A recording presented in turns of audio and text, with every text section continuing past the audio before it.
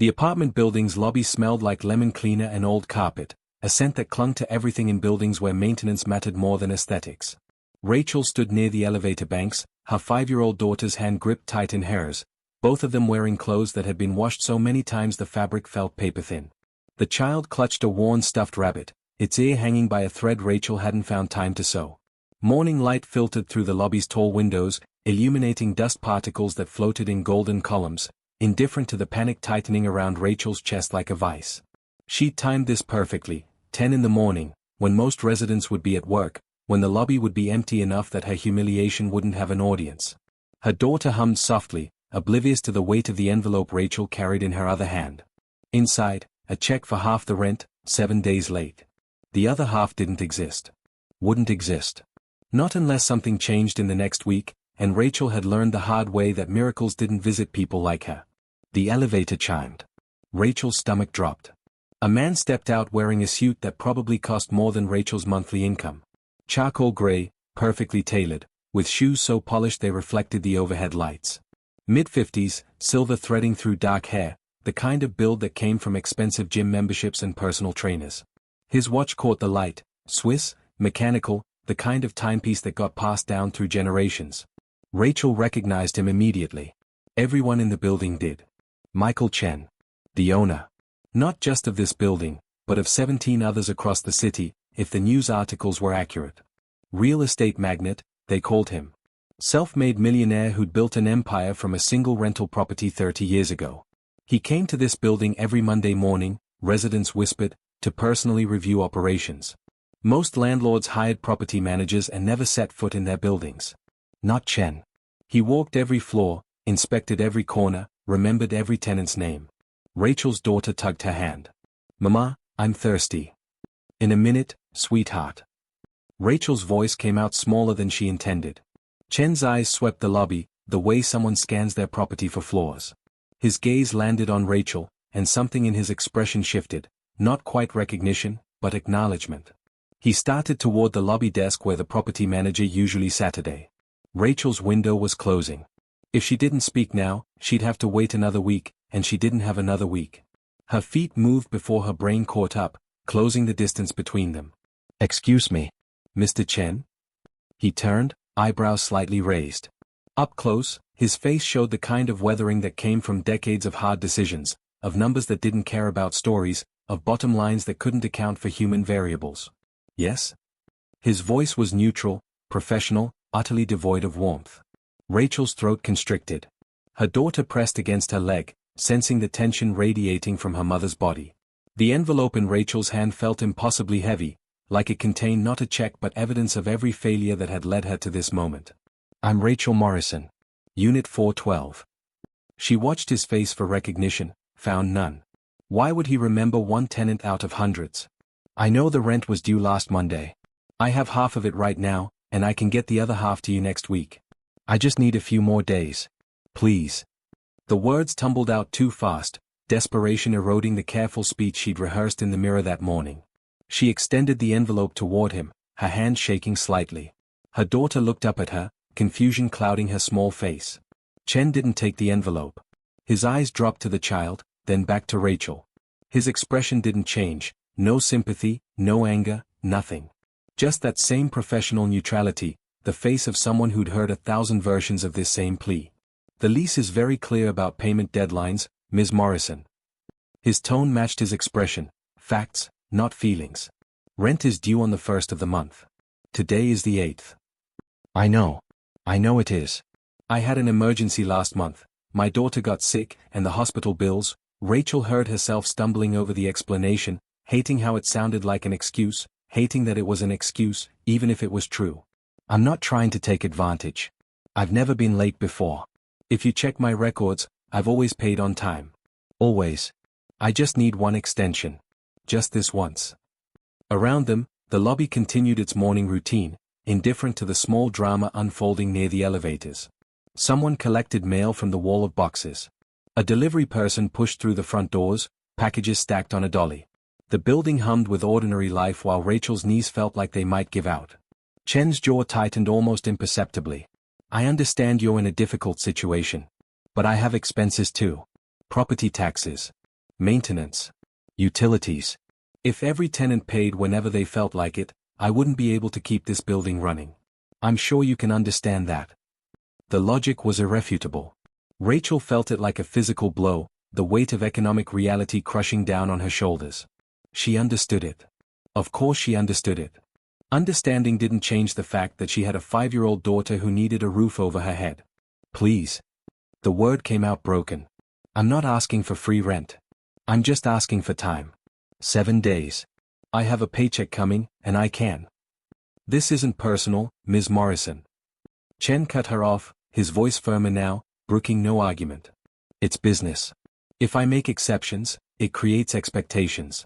Other tenants see it, they think the rules don't apply. Then nobody pays on time, and the whole system falls apart. I've been doing this for 30 years. I've heard every story, every excuse, every promise. They all sound the same after a while. His words struck Rachel like slaps, each one methodical and precise. She saw herself through his eyes, just another late-paying tenant, another sob story in an endless parade of people who couldn't manage their finances, who expected sympathy to substitute for responsibility. The shame burned in her chest, hot and acidic. But it was his next words that destroyed her. There are plenty of people waiting for units in this building. People who can pay on time. I don't have the luxury of carrying tenants who can't hold up their end of the lease. He pulled out his phone, thumb moving across the screen. I'll have my property manager send you the official notice. You have until the end of the month to settle your account in full, or we'll proceed with eviction proceedings. That gives you 3 weeks. I suggest you use them wisely. The lobby tilted.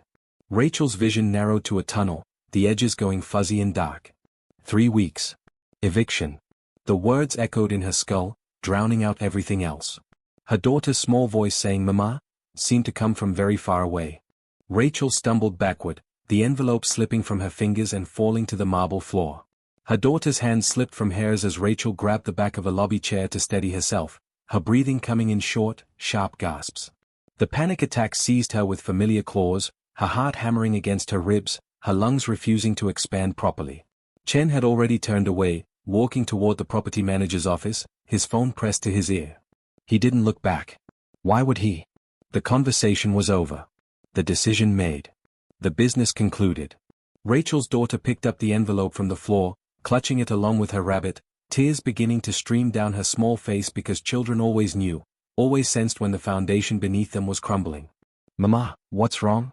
Why are you crying? Rachel hadn't realized she was crying until her daughter said it, but wetness streaked her cheeks, hot and unstoppable. She wiped at her face with shaking hands, trying to pull herself together, trying to be the strong mother her daughter needed even as everything inside her screamed that she was failing, that she'd failed, that there was no way out of this hole she'd fallen into. 3 weeks until homelessness. 3 weeks until her daughter slept in a car, or a shelter, or on a friend's couch if Rachel could even find a friend willing to take them both in. 3 weeks until every fragile structure she'd built since her husband died collapsed completely. The property manager's office door closed behind Chen with a soft click that sounded like a judge's gavel. Final. Absolute. Without mercy. Stories like this played out every day in cities across the country, shared in whispered conversations between neighbors, posted anonymously on community forums by people desperate for advice. Viewers would watch from their own homes, some comfortable, some struggling, all of them bearing witness to the precarious edge so many lived on.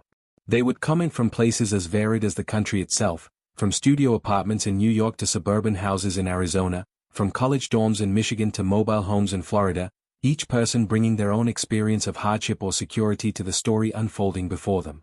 Rachel forced her legs to move, guiding her daughter toward the elevator, her vision still blurred with tears.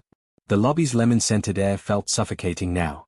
She needed to get back to her apartment, needed to think, needed to figure out what came next even though her mind felt like static, unable to form coherent thoughts beyond the endless loop of 3 weeks, eviction, 3 weeks, eviction.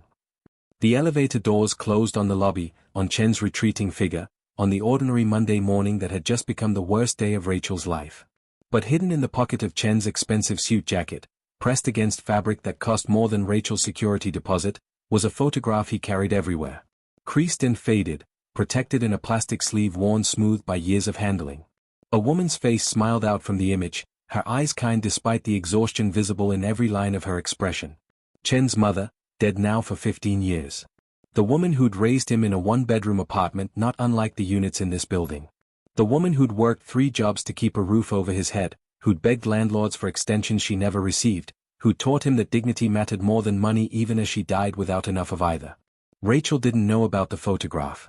Couldn't know that Chen's hand had brushed against it in his pocket while he spoke to her, couldn't know that his jaw had tightened not from annoyance but from the effort of maintaining the professional distance that 3 decades of business had taught him to keep.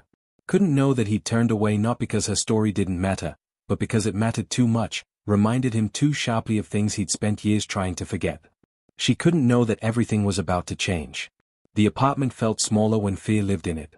Rachel sat on the threadbare couch, salvaged from a curbside 5 years ago, back when she and her husband were newlyweds making a game of their poverty, and stared at the eviction notice the property manager had slipped under her door an hour after her encounter with Chen. Official letterhead. Legal language. 30 days to vacate if full payment plus late fees wasn't received. Her daughter played on the floor, arranging her small collection of toys in elaborate patterns only she understood. The rabbit sat propped against a building block, presiding over the game with its one good ear. The child's resilience amazed Rachel even as it broke her heart. 5 years old and already she'd learned to sense when her mother needed quiet, needed space to think, needed to hold herself together with whatever threads remained. Rachel's phone sat on the coffee table, screen dark, holding contacts she'd already exhausted. Her sister in Ohio had 3 kids of her own and a husband who'd made his feelings about handouts clear. Her father had remarried after her mother's death, and his new wife had opinions about Rachel's choices: the too young marriage, the baby that came too fast, the failure to finish college. Friends from before motherhood had drifted away when Rachel's life became playdates and medical appointments instead of happy hours and weekend trips. She'd called the hospital that morning, where she worked nights as a medical records clerk. Asked for extra shifts. They'd put her on the wait list, but staffing was tight and overtime scarce. She'd called the temp agency where she picked up weekend data entry work when available. Nothing for 2 weeks. She'd even called her old college roommate, the one who'd sent a Christmas card with a photo of her renovated kitchen and her successful husband and her golden retriever, all of them smiling in matching sweaters. The call went to voicemail. Rachel didn't leave a message. The mathematics of poverty were unforgiving. Rachel pulled out the notebook where she tracked every dollar, the careful accounting of someone who couldn't afford a single miscalculation. Rent, $1,400. She had $700 in the envelope that had fallen on the lobby floor. Utilities, $200, due in 5 days. Groceries, she could stretch $300 for the month if she was strategic, if she bought rice in bulk and skipped the things her daughter loved but didn't need. Car payment, $250, because she needed the car to get to work, needed work to pay the rent, needed the rent to keep the apartment, the circular logic of survival chasing its own tail. There was no margin. No flexibility. The system left no room for hospital bills or broken appliances or any of the 1,000 small disasters that plagued people living paycheck to paycheck. One emergency had created a cascade, each falling piece knocking over the next, and now the whole structure was collapsing. Rachel's hands trembled as she wrote numbers, crossed them out, wrote them again. Maybe if she sold the car, but then how would she get to work? Maybe if she asked for an advance on her paycheck, but she'd already done that twice this year and her supervisor had made pointed comments about financial responsibility.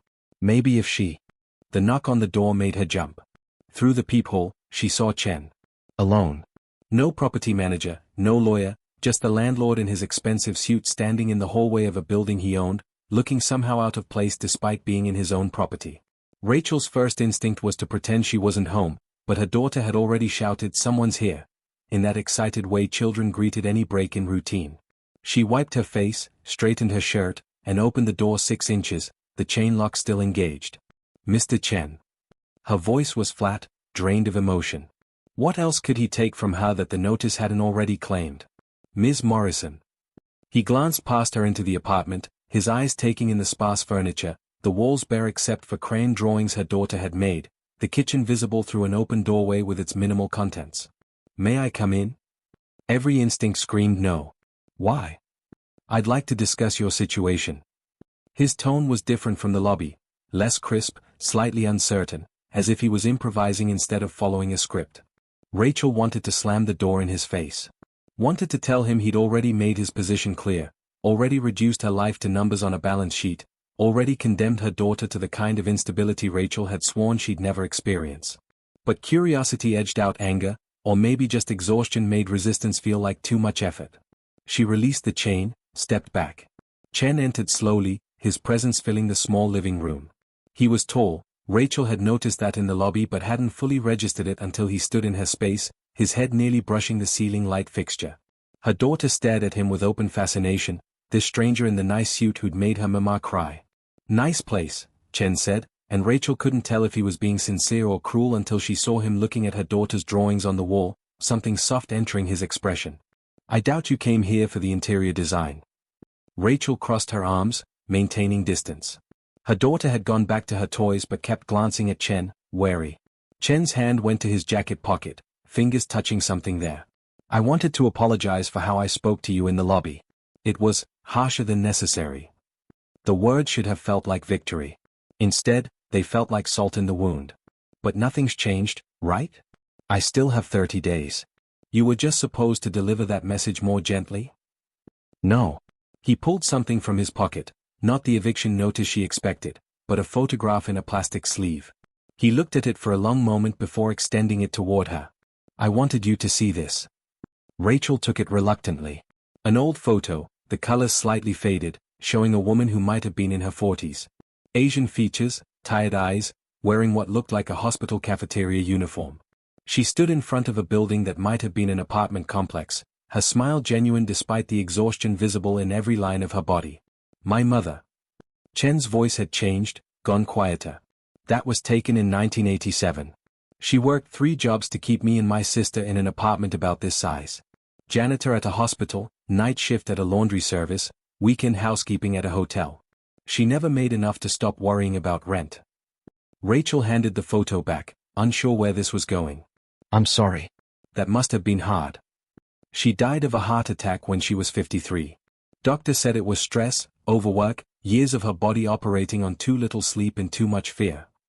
Chen returned the photo to his pocket with careful precision, like it was made of something more fragile than paper. "The day before she died, she was arguing with our landlord. Begging for an extension because my sister needed emergency dental work and the bill had wiped out the rent money. He said no. Told her the same thing I told you. Business is business, rules are rules, everyone has their problems." Rachel's anger wavered, replaced by confusion. "Then why did you?" "Because I spent 30 years becoming everything I hated." Chen cut her off, his voice rough. "I built this empire by being the landlord who didn't make exceptions, who didn't let stories sway business decisions, who treated property management like any other investment. I told myself I was being smart, being professional. That my mother's situation was different somehow, that the people asking me for extensions weren't really trying as hard as she did." He moved to the window, looking out at the city spread below. "This morning, when you asked for more time, I saw my mother. Same desperate expression. Same shame at having to ask. Same child standing there watching her mother beg. And I said the same thing her landlord said. I became the person who killed her." The silence stretched between them, heavy with implications Rachel didn't dare voice. Her daughter had abandoned her toys and pressed against Rachel's leg, sensing the emotional current in the room. Chen turned back to face her.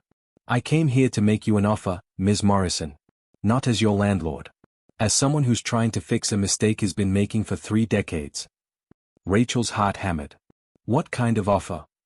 "I want to pay off your back rent. And next month's rent. And I want to set up a fund that will cover your daughter's medical expenses, the ones that put you in this situation." He spoke quickly now, like he was afraid if he stopped he'd lose his nerve. "No strings attached. No repayment required. Just help. The kind my mother needed and never got." The room tilted again, but this time from shock instead of panic. Rachel's knees went weak. She sat down hard on the couch, her breath coming in short bursts. "I don't, why would you?" "Because I can afford it. Because it's the right thing to do. Because I'm tired of being the person my mother would have hated." Chen's hands were shaking slightly, she could see it in the way he gripped his phone, pulling it from his pocket. "I'm going to call my accountant right now and have him wire the money to the building's account. You'll have a 0 balance by end of business today. And I'll have a check for the medical bills delivered to you by tomorrow morning."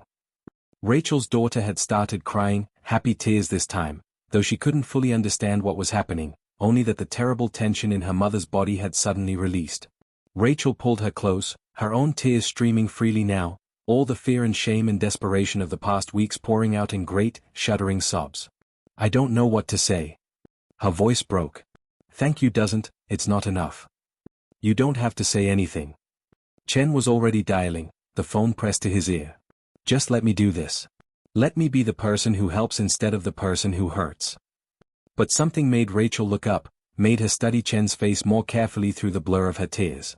There was relief in his expression, yes, but also something else. Something that looked almost like fear. His eyes kept darting to her daughter, to the sparse apartment, to the drawings on the wall. He was seeing ghosts, Rachel realized. Seeing his mother in every corner of this room. Seeing himself as the child who'd watched his mother break. There's something else. Rachel's voice was steadier now, even through the tears. Something you're not telling me. Chen's hand with the phone lowered slightly. His accountant's voice buzzed from the speaker, tiny and distant. What do you mean? You didn't just come here to write a check. You could have done that from your office. Sent the property manager with good news instead of bad. Rachel stood, still holding her daughter, meeting Chen's eyes directly. Why did you need to come here yourself? Why did you need to tell me about your mother? The question hung in the air between them. Chen's jaw worked, his professional mask cracking. When he finally spoke, his voice was barely above a whisper. Because I needed to know if it was too late. If I'd already become the monster. If there was any way back from the person I'd turned into. He looked at Rachel with desperate intensity. I needed to know if doing the right thing once could start to balance out all the times I didn't. Rachel understood then. This wasn't charity. This was penance. Chen wasn't saving her, he was trying to save himself. The realization should have felt manipulative, should have tainted the offer, but instead it made it more real. More human. He wasn't some saint descending from wealth to bestow blessings. He was a broken man trying to glue together pieces of his own shattered conscience. Okay, Rachel said simply. Then yes. Help me. And let it help you too. Chen's accountant was still talking on the phone, asking questions about transfers and account numbers. Chen raised the phone back to his ear, his voice regaining its professional tone as he gave instructions, but his eyes remained locked on Rachel's, searching for something. Forgiveness, maybe, or permission, or proof that redemption was possible. Rachel's daughter had stopped crying and was watching Chen with that peculiar intensity children have when they're trying to figure out if someone is safe. After a long moment, she held out her worn rabbit toward him. He only has one good ear, she said seriously. But Mama says that's okay because he can still hear the important things. Chen took the rabbit carefully, like it was made of spun glass. He examined the damaged ear, the threadbare fur, the stitching that had come loose in places. Then he looked at the child, really looked at her, and Rachel saw his professional facade crumble completely. His eyes were wet when he handed the rabbit back. Your mama's right, he said, his voice thick. The important things always come through. Outside, the city continued its ordinary Tuesday afternoon. Traffic hummed. Sirens wailed in the distance. Somewhere, other tenants in other buildings were facing their own crises, their own impossible mathematics, their own moments of desperate pleading. The problems were systemic, endless, beyond any one person's ability to solve. But in this apartment, on this day, one small piece of the world had shifted. One person's suffering had been witnessed and answered. One child would sleep in her own bed instead of a shelter cot. One mother would wake up tomorrow without the crushing weight of imminent homelessness. It wasn't enough. It couldn't be enough. But it was something. And for now, that something felt like everything. The wire transfer went through at 4:47 p.m. Rachel stared at the notification on her phone, the one that showed her rental account balance at 0 instead of the negative number that had haunted her for 8 days. Her hands shook as she refreshed the screen 3 times, convinced the numbers would shift back to red, convinced this was some kind of technical error or cruel joke the universe was playing. But the 0 remained. Stable. Real. Proof that the conversation with Chen had actually happened, that his offer hadn't been a hallucination born from desperation and sleep deprivation. Her daughter was at the neighbor's apartment, Mrs. Park, the elderly woman in 415 who sometimes watched the child when Rachel worked late shifts. Rachel had needed time alone to process, to cry without her daughter seeing, to let herself feel the full weight of relief without having to be strong and composed and maternal. She'd called the hospital billing department and asked for the total on her daughter's emergency room visit from last month. $4,200 after insurance. The number had made her physically ill when she'd first seen it, the kind of debt that would take years to pay off at $50 a month, the kind of burden that compounded with interest into something insurmountable. The next morning, as promised, a courier arrived at her door with an envelope. Inside, a check for $4,200 and a handwritten note on expensive stationery. Asterisk Ms. Morrison asterisk. Asterisk please use this to clear your medical debt. No one should have to choose between their child's health and keeping a roof over their head. Asterisk. Asterisk, M. Chen asterisk. The handwriting was precise, controlled, nothing like the man who'd stood in her apartment with tears in his eyes. Rachel traced the letters with her finger, reading them over and over, searching for hidden clauses or conditions. But there was nothing except the check and the words and the impossible generosity of someone who'd seen his own past in her present. She deposited the check that afternoon, then walked to the hospital's billing office with printed confirmation of payment. The clerk processed the transaction with bored efficiency, unaware that she was witnessing the erasure of a crisis that had consumed Rachel's every waking thought for weeks. The balance cleared. The account closed. The weight that had pressed on Rachel's chest since the ambulance ride lifted so abruptly she felt dizzy. In the parking lot afterward, Rachel sat in her car and sobbed with such force that a concerned passerby knocked on the window to check if she was okay. She was. For the first time in months, she was okay. But Chen's transformation from ruthless landlord to unexpected savior nagged at her. The shift had been too abrupt, too complete. People didn't change that dramatically in a single morning. There had to be more to the story, more context to explain why a photograph of his dead mother had triggered such a profound reversal. Rachel started researching. Late at night, after her daughter was asleep, she pulled out her laptop and typed Michael Chen real estate into the search bar. The results were extensive: news articles about his business empire, profiles in real estate magazines, interviews where he discussed market trends and investment strategies. She found photos of him at charity galas, at industry conferences, at ribbon-cutting ceremonies for new developments. But it was an article from 2009 that made her pause. A local news piece about controversial eviction practices at one of Chen's properties. Residents complained about strict enforcement of payment deadlines, about sick tenants forced out during medical crises, about Chen's property managers showing no flexibility or compassion. The article included quotes from a tenants' rights organization calling Chen's practices legally defensible but morally bankrupt. Chen had responded through a lawyer. The statement was cold, professional, exactly what Rachel would have expected from the man in the lobby. Mr. Chen operates his properties according to all applicable laws. Tenants enter into legally binding agreements that specify their obligations. The enforcement of these agreements is not a matter of compassion but of contract law.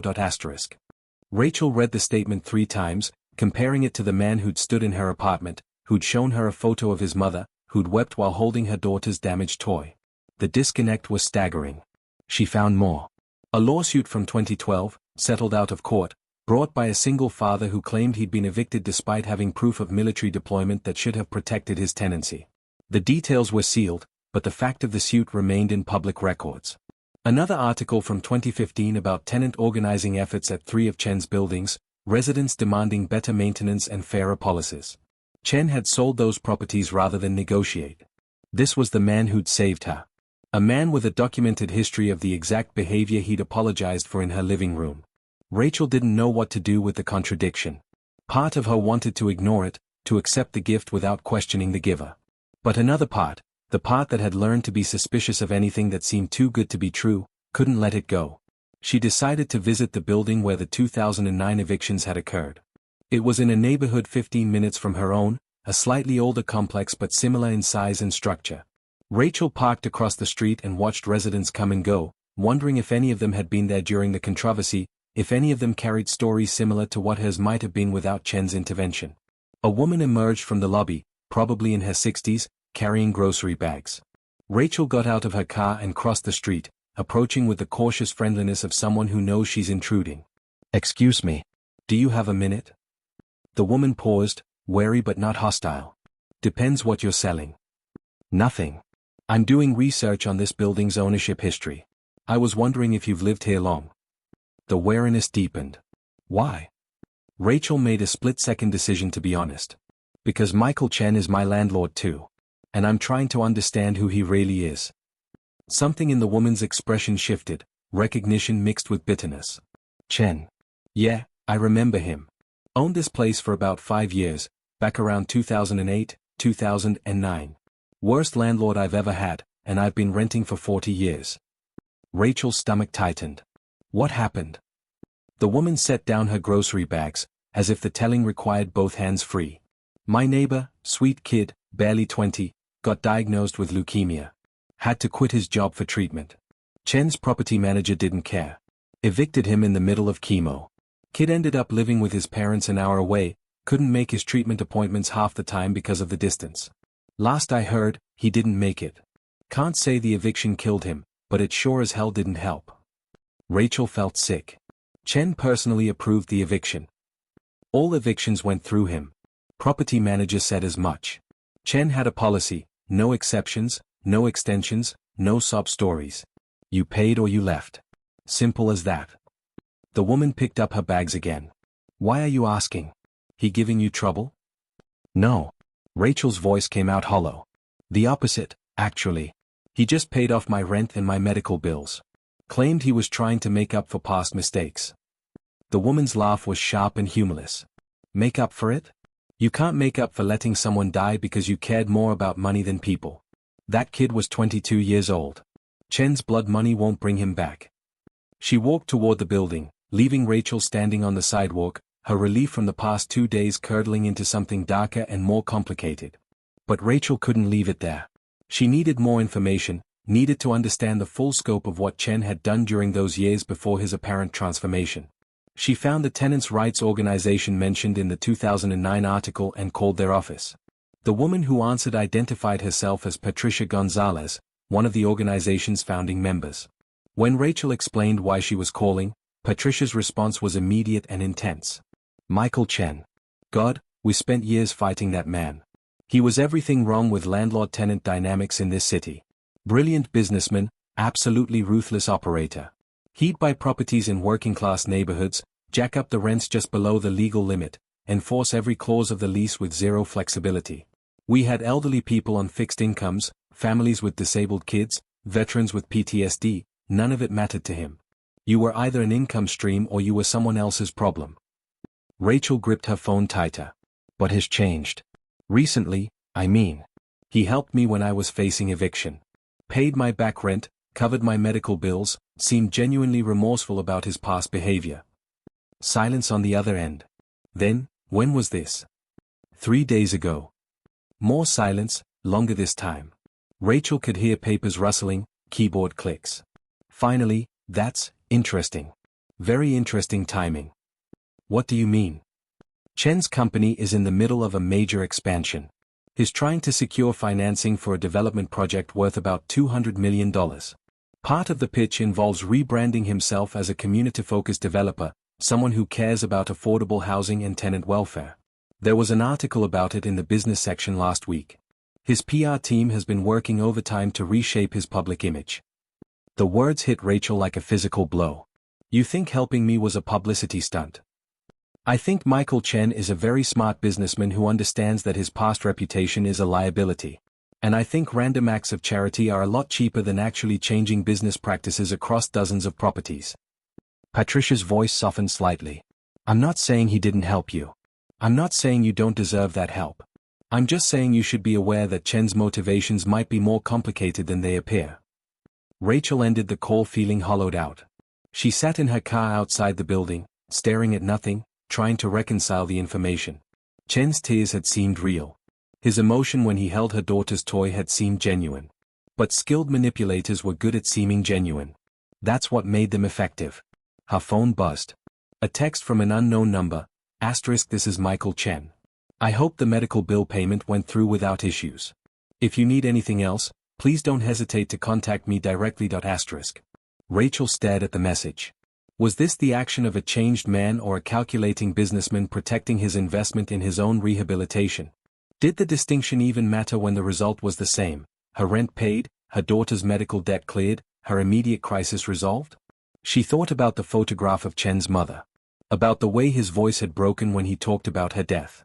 About the specific details he'd shared, the 3 jobs, the heart attack, the argument with the landlord the day before she died. Those details felt too precise, too personal to be fabricated for emotional effect. But she also thought about the 22-year-old with leukemia who'd been evicted mid-treatment. About the military father who'd lost his home despite deployment protections. About all the other tenants across all of Chen's properties who'd faced crises and been met with cold legal language instead of human compassion.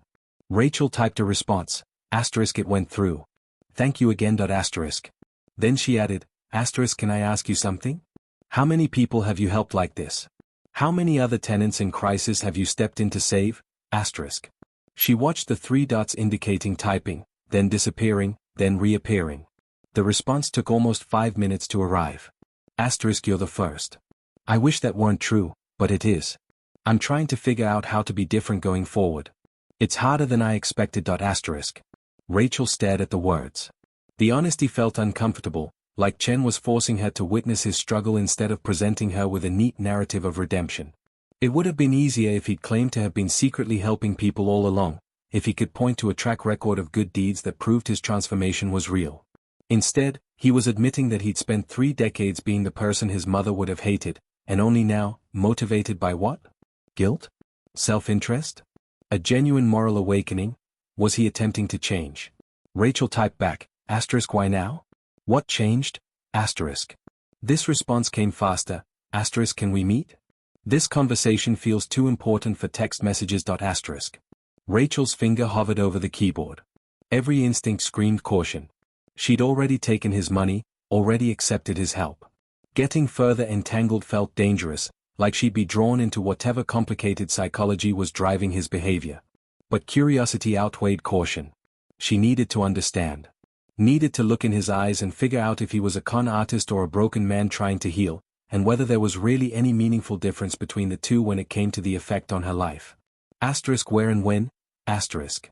His response included an address, not one of his buildings, but a small cafe in a neighborhood known for its community organizing and progressive politics.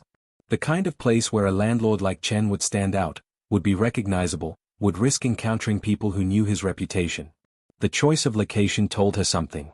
He wasn't trying to control the environment or maintain image. He was willing to be uncomfortable, to be vulnerable to judgment, to have this conversation in a space that wasn't his territory. Rachel agreed to meet him the next morning. After she dropped her daughter at kindergarten, before her shift at the hospital started.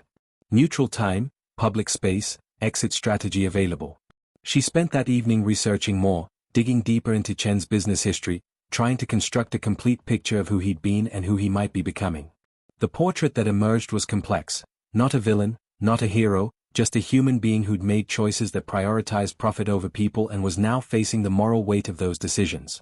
Around midnight, Rachel received another text, this time from Patricia at the Tenants' Rights Organization, asterisk be careful.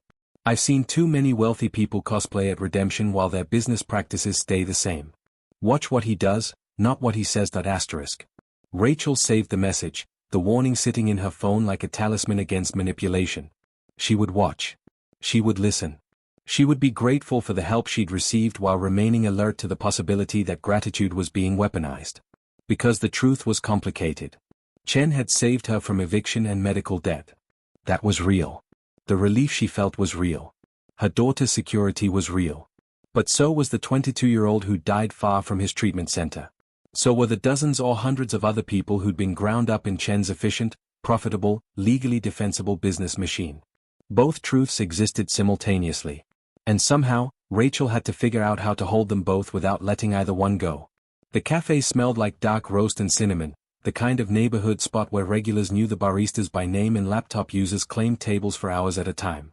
Chen was already there when Rachel arrived, sitting at a corner booth with 2 cups of coffee in front of him, looking distinctly out of place in his business casual attire among the graduate students and freelance artists.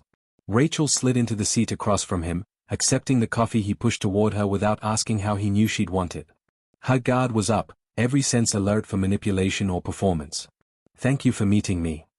Chen's voice was quieter than in her apartment, almost hesitant. Dark circles shadowed his eyes, suggesting he'd slept as poorly as she had. You said this conversation was too important for texts. Rachel kept her tone neutral. So talk. Chen wrapped both hands around his coffee cup, staring into it like it contained answers instead of caffeine. I need to tell you about my mother's last day. The real story, not the sanitized version I gave you.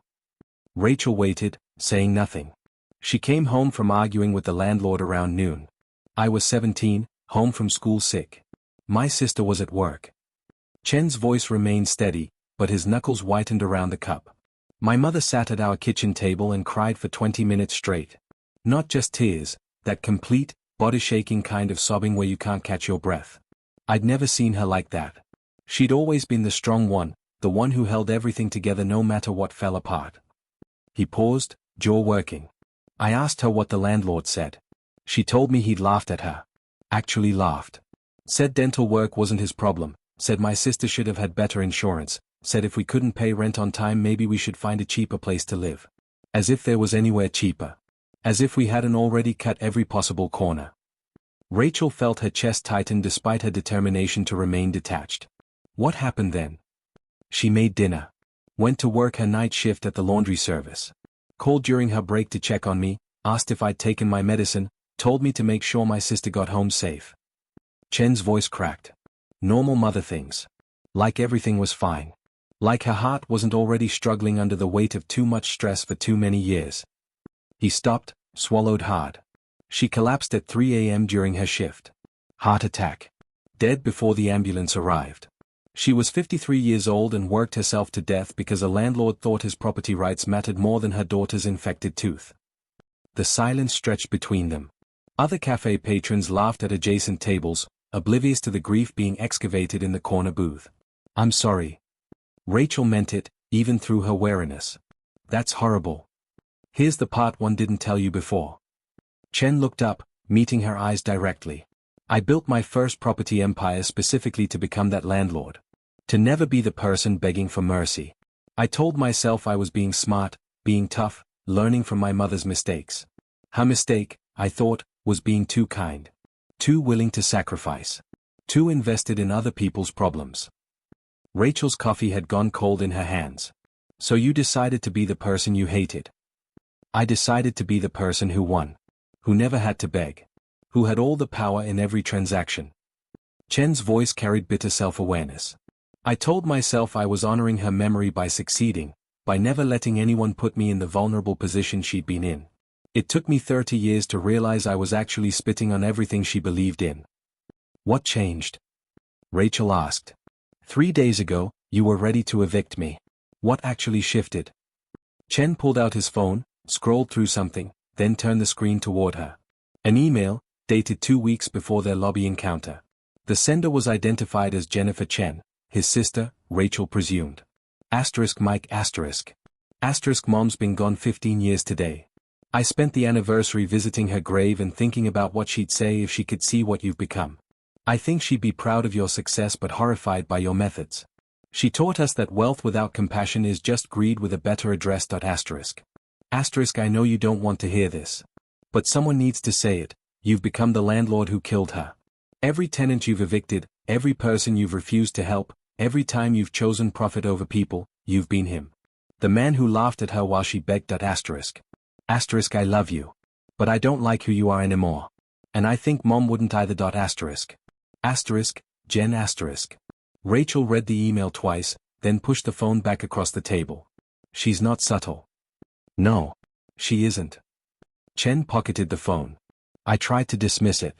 Told myself she was being emotional, that she didn't understand business, that our mother wouldn't have wanted me to be a pushover. I spent 2 weeks arguing with her in my head, building a case for why I was right and she was wrong. He laughed without humor. Then you walked into my lobby. With your daughter's hand in yours. Wearing that expression my mother wore the day she begged her landlord. And I heard myself saying the same words he'd said. Almost verbatim.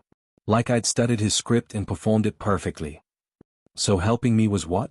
An exorcism? A way to prove your sister wrong? Rachel's voice carried an edge. Or maybe just good PR for your expansion project. Chen's head snapped up. You've been researching me. Of course I have. I'm not stupid. Rachel leaned forward. I know about your rebranding effort. About the $200 million development deal. About the tenants' rights organizations that have spent years fighting your eviction practices. I know about the man with leukemia who got forced out mid-treatment. About the military father who lost his home. I know exactly who you've been. She watched his reaction carefully. Anger would confirm he was a fraud. Defensiveness would suggest the transformation was superficial. But what she saw instead was something closer to relief, like he'd been waiting for her to figure it out, like hiding it had been exhausting. You're right to be suspicious. Chen's voice was steady. Everything you've learned is true. I was that person. Did those things. hurt those people. And yes, the timing of my sudden moral awakening is awfully convenient for my business interests. So this is all calculated. Rachel felt her anger rising. The tears in my apartment? The story about your mother? All of it designed to create a sympathetic narrative you can sell to investors. No. Chen's response was sharp. The emotion was real. The regret is real. The desire to change is real. But that doesn't mean I'm not also aware of the business implications. Both things can be true simultaneously. I can genuinely want to become a better person and also recognize that being a better person might be profitable. The motives can be mixed without the action being meaningless. Rachel wanted to argue, but the logic was sound even if she hated it. So what now? You help one person to balance out decades of harm? You write some checks and call yourself redeemed? No. Chen pulled out a folder from the bag beside him, sliding it across the table. This is what's now. Rachel opened it. Inside, detailed proposals for policy changes across all of Chen's properties. Grace periods for late rent payments. Medical hardship provisions. Tenant assistance funds. Sliding scale fees based on income verification. Emergency loan programs for unexpected expenses. Mediation services before eviction proceedings. Every policy designed to address the exact situations that had destroyed people like his mother, like Rachel, like the countless others who'd been ground up in his efficient business machine. I've been working on this since our conversation. Chen's voice was urgent now, like he needed her to understand. With lawyers, with my sister who works in social services, with consultants from tenants' rights organizations. These are real changes. Expensive changes. Changes that will cost me millions in reduced revenue and increased administrative overhead. Rachel flipped through the pages, scanning the legal language, the implementation timelines, the budget allocations. It was comprehensive. Detailed. The kind of document that took serious time and expertise to produce. This is a start, she said carefully. But words on paper aren't the same as actual implementation. I know. Chen pulled out another document. This is the announcement I'm planning to release next week. It makes my past practices public, the evictions, the complaints, all of it. It acknowledges the harm I've caused and commits to these new policies with external oversight and public accountability. It will tank my reputation before it rebuilds it. If it ever rebuilds it. Rachel read the press release. It was brutal in its honesty, naming specific cases, taking full responsibility, offering no excuses. It was the kind of statement that would invite lawsuits, media scrutiny, and potential financial consequences. Not the move of someone trying to create good PR. If anything, it was suicidally honest. Why show me this? Rachel's suspicion wavered. Why do you need my approval? Because you're the first person I've tried to help. The first test of whether I can actually do this differently.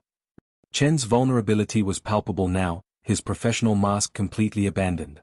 If I can't get this right, if I can't help you in a way that respects your dignity and agency instead of just assuaging my guilt, then none of the rest matters. The policies are meaningless. The announcement is performative. I'm just a rich guy playing at redemption without actually changing. Rachel studied his face, searching for deception, finding only exhaustion and what looked like genuine fear that he might be incapable of the transformation he was attempting. I talked to someone who knew one of your tenants, she said quietly. The man with leukemia. She told me he died. That your eviction contributed to him not being able to make his treatment appointments. Chen's face went gray. David Chen. No relation, just terrible coincidence. He was 22. You knew his name. I know all their names. Chen's voice was barely audible. Every person I evicted. I have a list. 4 to 7 people over 20 years. I can tell you their stories, their circumstances, what happened to them after they left my properties. It's the least I can do, remember them. Bear witness to my own cruelty. He pulled out his phone again, opened a document, scrolled to a name. David Chen. Unit 304. Evicted January 2009 for 2 months back, rent totaling $1,800. Diagnosed with acute lymphoblastic leukemia 3 months prior. Moved in with parents in a suburb 40 miles from his treatment center. Missed multiple chemotherapy appointments due to transportation issues. Died April 2009. Cause of death, complications from delayed treatment. Rachel felt tears burning her eyes. Why would you keep this? Why torture yourself? Because forgetting would be worse. Because if I let myself forget, I might convince myself it wasn't that bad, that they all probably turned out fine, that my decisions didn't have life or death consequences. Chen's hands were shaking. I read this list every night before I go to sleep. I have for years. My sister thinks I'm punishing myself instead of changing. Maybe she's right. But I need the weight of it. Need to remember what I'm trying to atone for. The barista approached their table, asking if they wanted refills. Both of them shook their heads without looking up. The normalcy of the question, the assumption that they were just two people having coffee, that the conversation wasn't splitting open Chen's entire moral architecture, felt absurd. After the barista left, Rachel spoke carefully. Atonement implies you can balance the scales. Make up for what you've done. But you can't bring David Chen back. You can't undo those evictions. The harm is permanent. I know. Chen's voice was hollow. So what do I do? Keep being the person who causes harm because I can never fully make up for past harm? Or try to be different even though it's too little, too late, and motivated by a convenient crisis of conscience? Rachel didn't have an answer. The moral calculation was impossibly complex. But she thought about her daughter, sleeping safely in their apartment, the apartment she'd been days away from losing. She thought about other mothers in other buildings who might face similar crises next month, next year, 5 years from now. She thought about whether Chen's motives mattered as much as the practical reality of policies that could prevent suffering. You implement these changes, Rachel said finally, tapping the folder. Every single one. You hire external auditors to verify compliance. You set up a fund for past tenants who were harmed, money for David Chen's family, for the military father, for everyone on your list of 47. You make it right in every way that money can make things right, knowing it will never be enough. Chen was nodding, pulling out a notebook, writing rapidly. And you work with tenants' rights organizations. Not against them. Not around them. With them. They know what vulnerable tenants need better than any consultant you can hire. Rachel's voice grew stronger. You become the landlord your mother needed. Not the one who killed her. Yes. Chen looked up, and Rachel saw something like hope in his expression for the first time. Yes. I can do that. I will do that. And you start with your buildings. All of them. Not just press releases and policy documents, but actual implementation. Hire people who've experienced housing insecurity to help design the programs. Pay them well for their expertise. Make your properties the model for what ethical landlording looks like. Chen was writing faster now, filling pages. What else? Tell me everything. I'll do it. Rachel felt something shift inside her, the realization that she had power in this dynamic, that Chen wasn't trying to control her but genuinely seeking her guidance. It was disorienting and empowering simultaneously. You accept that some people will never forgive you. That your reputation might not recover. That you might implement all these changes and still be known primarily for your past harm. Rachel's voice was firm. And you do it anyway. Not because it benefits you, but because it's right. Chen stopped writing, looking at her with something like awe. How are you this clear-headed about it?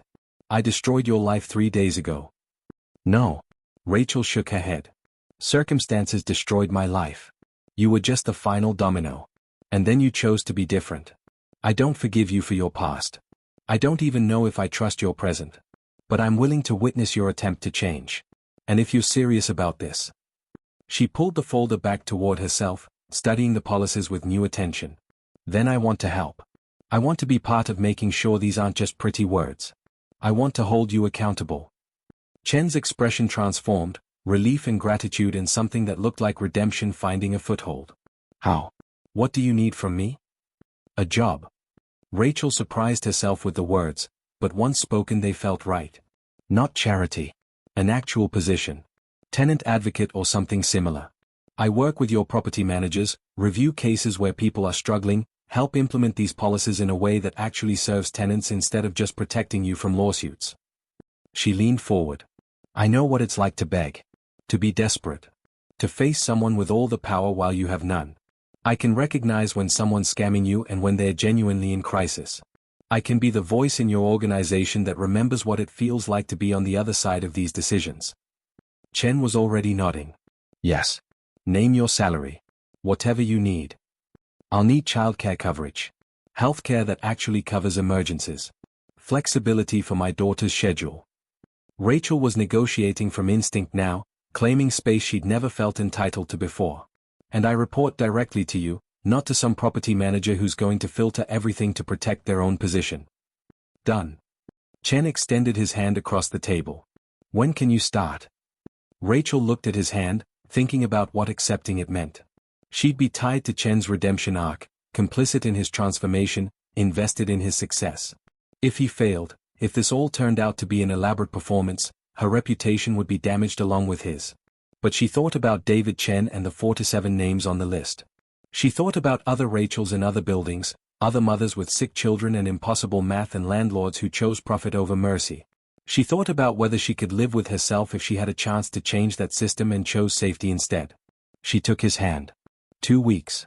I need to give notice at the hospital and arrange things with my daughter's school. And I want the first thing I do to be reaching out to David Chen's family. To see if there's anything at all, that can be done for them. Chen's grip was firm, his eyes wet again. Thank you. For giving me a chance to try. Don't thank me yet. Rachel released his hand. I'm going to make this very hard for you. Every decision that prioritizes profit over people, I'm going to call out. Every time you slip back into old patterns, I'm going to remind you why we're doing this. I'm not going to be easy or comfortable or convenient. Good. Chen smiled, not the professional smile of a businessman, but something more genuine, more fragile. I need someone who won't let me forget. Who won't let me become that person again. They talked for another hour, mapping out the structure of Rachel's new role, discussing implementation strategies, identifying the buildings where pilots would launch first. Chen showed her financial projections that demonstrated how much the changes would cost, how they'd be funded, how sustainability would be maintained long-term. When Rachel finally left the cafe, the sun had climbed high overhead, burning off the morning fog. She walked to her car feeling like she'd stepped into a different life, one where she had agency, resources, the ability to shape systems instead of just surviving them. Her phone buzzed. A text from Mrs. Park, * your daughter wants to know if you're coming home soon. She has something to show you. *. Rachel smiled, typing back that she'd be there in 20 minutes. Whatever her daughter wanted to share, a drawing, a story, some small triumph of kindergarten life, would be witnessed now with the security of knowing their home was safe. The apartment where those drawings would be displayed wasn't under threat. The future held possibility instead of just fear. It wasn't enough. It would never be enough. David Chen was still dead. 47 people had still lost their homes. Chen's past couldn't be erased by good intentions or policy changes. But it was something. And in a world where so many people fell through cracks in the system, where crises compounded into catastrophes, where dignity was treated as a luxury instead of a right, something felt like a start. Rachel's first day as tenant advocate for Chen Properties began with a name she'd never forget, Maria Santos. The case file sat on Rachel's new desk in an office that still smelled like fresh paint and furniture assembly. Chen had moved quickly after their cafe conversation, carving out space in the main property management building, outfitting it with everything Rachel requested: direct phone line, computer system with access to all tenant accounts, comfortable chairs for people who came to meet with her, and, most importantly, a door that locked, giving tenants privacy when they shared their stories. Maria Santos. Unit 728. Chen Heights Apartment Complex. 3 months behind on rent. Eviction notice filed. Court date scheduled for next week. Rachel studied the file, noting the pattern she'd already learned to recognize: payments on time for 2 years, then sudden default. Something had disrupted the stability. Always something. Medical emergency, job loss, car accident, domestic situation. The system left no buffer for the chaos that characterized real human lives. She called the number in the file. 4 rings, then a tired voice speaking rapid Spanish before switching to accented English. Hello? Mrs. Santos? My name is Rachel Morrison. I'm calling from Chen Properties about your tenancy situation. I'd like to meet with you if possible, not to threaten or pressure you, but to understand what's happening and see if we can help. Silence. Then, is this trick? They send someone nice before the eviction? Rachel's heart clenched at the wary tone, at the assumption that kindness was a trap. No trick. I'm new to this position, and my job is specifically to work with tenants who are facing hardship. Can we meet? I can come to you, or you can come to my office, whatever feels safer. More silence, broken by what sounded like muffled crying. You really want to help? I really do. Tomorrow at 10? I'll bring coffee. Maria Santos lived in a two-bedroom unit she shared with her teenage daughter and her elderly mother who'd had a stroke 6 months earlier. The stroke was the disruption. Maria had quit her job as a restaurant server to become full-time caregiver because nursing home care was impossibly expensive and home health aides weren't covered by her mother's Medicare plan.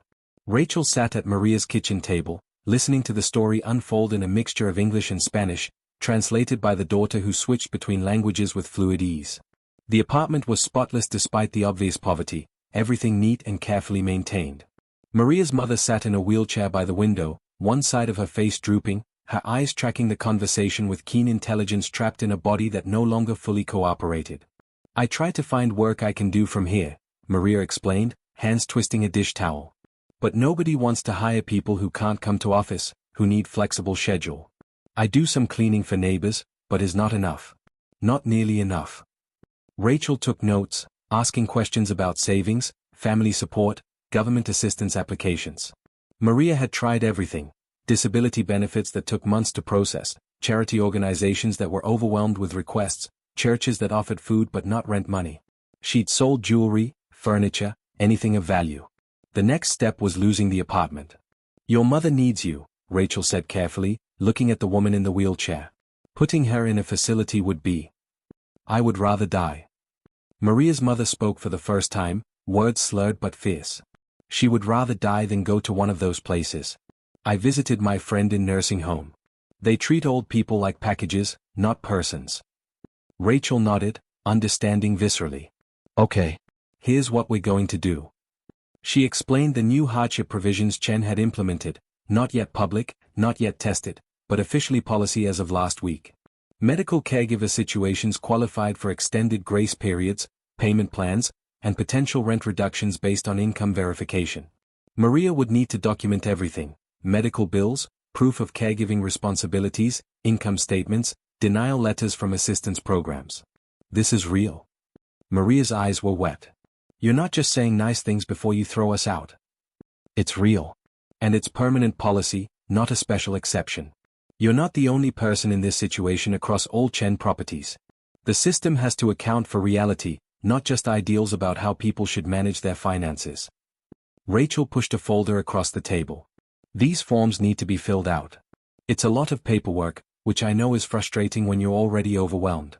But once processed, your back rent gets converted to a payment plan with zero interest, and your current rent gets reduced by 40% for as long as you're providing full-time caregiving." Maria picked up the forms with shaking hands, reading through them like they might disappear if she looked away. Her daughter leaned over her shoulder, translating the legal language into simpler terms for her mother. The grandmother in the wheelchair made a sound, half laugh, half sob. "Why?" Maria looked up at Rachel. "Why would landlord do this? He makes less money." Rachel considered her answer carefully. "Because the person who owns these buildings realized he'd been doing things wrong for a long time. He caused a lot of harm to a lot of people. This doesn't fix that harm, but it's an attempt to do better going forward. To be the kind of landlord people need instead of the kind who makes life harder." She paused, then added with complete honesty, "And because I told him if he didn't implement real changes, I'd quit and make sure everyone knew these policies were just for show. He's trying. I'm making sure he succeeds." Maria smiled, the first real smile since Rachel arrived. "You were in trouble too? You know what this feels like. I was days away from eviction when he helped me. That's why I'm doing this job. So other people get the same chance I got." Rachel stood, gathering her papers. "Fill out the forms. Bring them to my office next week." "And Maria?" "The court date gets cancelled once I file the hardship application. You're not losing your home." On the way out, Maria's daughter stopped Rachel by the door. She was probably 16, wearing a school uniform from one of the Catholic high schools across town. "Thank you," she said quietly. "My grandmother raised my mother after my grandfather died. My mother is raising me and taking care of her grandmother now. You're keeping 3 generations of women together. That's not small." Rachel drove back to the office with tears streaming down her face, pulled over twice to compose herself before continuing. This was what the work felt like. Not abstract policy discussions or financial projections, but real humans whose lives hung in the balance of decisions made by people with power. Over the next 3 weeks, Rachel processed 47 hardship applications. The number felt significant, exactly equal to the 47 people on Chen's list of evictions. She didn't mention the symmetry to him, but she wondered if he'd noticed. Each case was different. Single father with 3 kids, laid off from manufacturing job as factory moved operations overseas. Elderly veteran with PTSD whose disability checks barely covered groceries, let alone rent. Young woman fleeing domestic violence, starting over with nothing but the clothes she'd escaped in. College student whose parents had died in a car accident, leaving him orphaned and responsible for his younger siblings. Every story peeled away another layer of Rachel's assumptions about how the world worked, how people ended up in crisis, how close everyone was to falling through the cracks. These weren't people who'd made bad decisions or failed to plan. They were people whom the system had failed, or whom the system was designed to fail, depending on how cynically you viewed economic structures. Rachel brought each case to Chen weekly, sitting in his office while they reviewed applications together. She pushed back when he tried to deny claims that technically qualified but felt borderline. She advocated fiercely when property managers complained that the new policies created too much administrative work. She reminded him constantly of why they were doing this, who they were serving, what they were trying to become. "You're exhausting," Chen told her after one particularly intense debate about a tenant whose situation was complicated by addiction issues. "I don't know if I've ever worked this hard to spend more money." "Good." Rachel didn't smile. "If it was easy, you'd slip back into old patterns without noticing. I'm the friction that keeps you honest." But the work was extracting its own cost from Rachel. Every story she absorbed, every crisis she witnessed, every person whose desperation reflected her own recent past, it accumulated like weight, pressing down on her chest, invading her sleep, culling her interactions with her daughter. She started seeing a therapist, using the healthcare benefits from her new position. The sessions helped her develop language for what she was experiencing: vicarious trauma, compassion fatigue, the psychological toll of constant exposure to human suffering while holding responsibility for addressing it. "You can't save everyone," her therapist reminded her gently during one session. "And you can't absorb everyone's pain without destroying yourself." "But I can help," Rachel insisted. "I have the power to actually change outcomes. How do I not use that? How do I decide which people deserve help and which don't?" "By having boundaries. By remembering that sustainable change requires you to survive the work, not martyr yourself to it." Rachel knew the therapist was right, but knowledge didn't make implementation easier. She brought work home in her mind if not in her briefcase. She woke at 3 a.m. thinking about applications she'd reviewed, about people waiting for decisions, about the vast ocean of need that stretched far beyond Chen's properties. Her daughter noticed. "Mama, you're sad a lot now." "Why?" Rachel pulled her close, breathing in the child scent of shampoo and playground dirt. "I'm helping people who need help. Sometimes that's sad work because people are going through hard things. But it's good work. Important work. Like when Mr. Chen helped us." "Exactly like that." Rachel kissed her daughter's forehead. "I'm trying to be for other people what Mr. Chen was for us." "Is he still sorry? For being mean before?" The question stopped Rachel cold. Was Chen still sorry? Or had the initial emotion faded into routine, the work becoming just another business function, the transformation calcifying into policy without maintaining the emotional truth that had sparked it? She decided to find out. Rachel scheduled a meeting with Chen not in his office but at one of the properties where they'd implemented the new policies. Chen Heights, the same building where Maria Santos lived.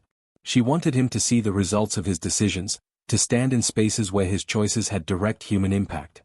They walked through hallways together, Rachel pointing out tenants she'd worked with. Unit 728, Maria Santos. Caring for her mother who had a stroke. Would have been evicted under old policies. Now she's stable, and her daughter is still in school instead of working to support the family. Unit 512, James Wright. Lost his job when the factory closed. We got him enrolled in retraining programs while covering his rent through a payment plan.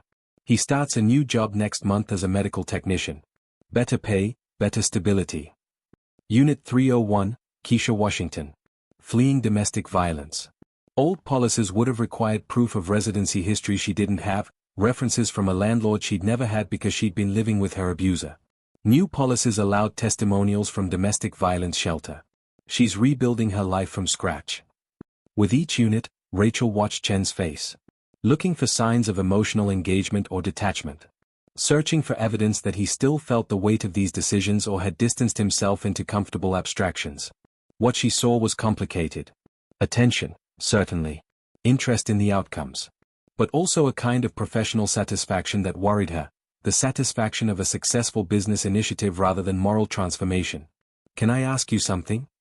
Rachel stopped in the lobby, the same lobby where weeks earlier she'd stood with her daughter, begging for mercy. "When you wake up in the morning, why do you do this work?" Chen looked surprised by the question. "Because it's the right thing to do. Because people deserve dignity and stability." "That's the answer you give to reporters." "I'm asking for the truth." He studied her face, then laughed, a short, self-aware sound. "You really don't let me get away with anything, do you? That's what you pay me for." Chen walked to the window overlooking the street, hands in his pockets. "Honestly? Some days I wake up and it feels like penance. I'm making up for David Chen and the 47 others. The work has meaning because it balances the scales, even though I know scales can't actually be balanced." He turned back to face her. "Other days, it feels like good business. These policies reduce turnover, increase tenant satisfaction, generate positive press. I can justify the reduced revenue through improved long-term stability. It makes economic sense." "And other days?" Rachel pressed. "Other days I forget why I'm doing it at all. It just becomes routine. Another operational aspect of running properties. The emotion fades and it's just work." His honesty was stark. "Those are the days that scare me. Because I know how easy it would be to slip back into old patterns if I stopped feeling the weight of it." Rachel nodded slowly. "So you're still in process? Still becoming instead of already transformed?" "Yes. And I don't know if I'll ever reach some final state of redemption. Maybe this is just who I am now, someone constantly trying to be better than I was, never quite arriving at good enough. Maybe that's more honest than claiming to be fixed." Rachel gestured around the lobby. "These people don't need you to be perfect. They need you to keep showing up, keep implementing policies that serve them, keep choosing their well-being over maximum profit. Can I show you something?" Chen pulled out his phone, opened a video file. On the screen, David Chen's mother. An older woman, Asian, wearing a simple dress, standing in what looked like a modest living room. Someone was filming her, probably a family member. She was speaking directly to the camera. "This is message for Michael Chen, the landlord." Her English was heavily accented but clear. "You evicted my son when he was dying. You knew he was sick. You knew he needed to be close to hospital. You didn't care. You cared only about money." Tears streaked her face, but her voice remained steady. "My son died far from his doctors because you made him leave. I want you to know, you didn't just take our home. You took my child. You took his chance to fight his sickness properly. I will never forgive you. God will never forgive you." The video ended. Chen's hand shook slightly as he pocketed the phone. "She sent that to my office 2 months after her son died. I've watched it probably 1,000 times." His voice was rough. "She's right. God probably won't forgive me. I'm not sure I should be forgiven." Rachel felt the weight of it, the unflinching accountability, the refusal to let himself forget or minimize the harm he'd caused. It would be easier for Chen to avoid this video, to let time fade the sharpness of his guilt. But he chose instead to carry it, to let it burn. "She also sent this." Chen pulled out an envelope, worn at the edges from repeated handling. "Arrived last week." Inside, a handwritten letter on simple stationery. Mr. Chen I heard you changed your policies. That you help people now instead of hurt them. I don't know if this is true or just for show. My son is still dead. Nothing you do will change that. But if you are really different, if you really help people like my son now, then maybe his death taught you something. Maybe some good can come from terrible things. I still don't forgive you. But if you are sincere, I am less angry. That is the best I can offer. Eleanor Chen. Rachel read the letter twice, her throat tight. "You've been in contact with her?" "I wrote to her after implementing the new policies. Told her about the changes, about the fund I set up for families of people who were harmed by my past practices. Offered to cover any medical debt from her son's treatment, any funeral costs, anything that might help." Chen's voice cracked. "I didn't expect her to respond. Didn't deserve a response. But she did. She did. And this letter, this conditional, grudging acknowledgement that maybe I'm trying, it's the closest thing to absolution I'm ever going to get. And it's more than I deserve." They stood in silence, the lobby's ordinary sounds continuing around them. Tenants came and went, mail got collected, deliveries arrived. The building hummed with normal life, indifferent to the moral reckoning happening in its center. "You asked me why I do this work," Chen said finally. "The truest answer is, because Eleanor Chen is watching. Because David Chen's ghost is watching. Because 47 people are watching. And because you're watching. All of you holding me accountable to be better than I was." Rachel thought about the list she was building in her own mind: Maria Santos and James Wright and Keisha Washington and all the others whose lives had shifted because Chen chose differently. Not redemption exactly, but something real. Something that mattered. "Keep carrying the weight," she told him. "The day it stops feeling heavy is the day you stop taking it seriously." Chen nodded. "Will you tell me? If you see me slipping? If the work becomes too routine, too comfortable?" "That's what you pay me for," Rachel repeated. They walked back to his car together, the afternoon sun casting long shadows across the parking lot. Rachel thought about her daughter, safe in kindergarten, soon to be picked up by the after-school program that Rachel could now afford without anxiety. She thought about Maria's mother in her wheelchair, still in her home instead of a facility. She thought about all the invisible threads connecting decisions to consequences, choices to lives, power to responsibility. It wasn't enough. It would never be enough. But it was something. And something, Rachel was learning, could be the foundation for more.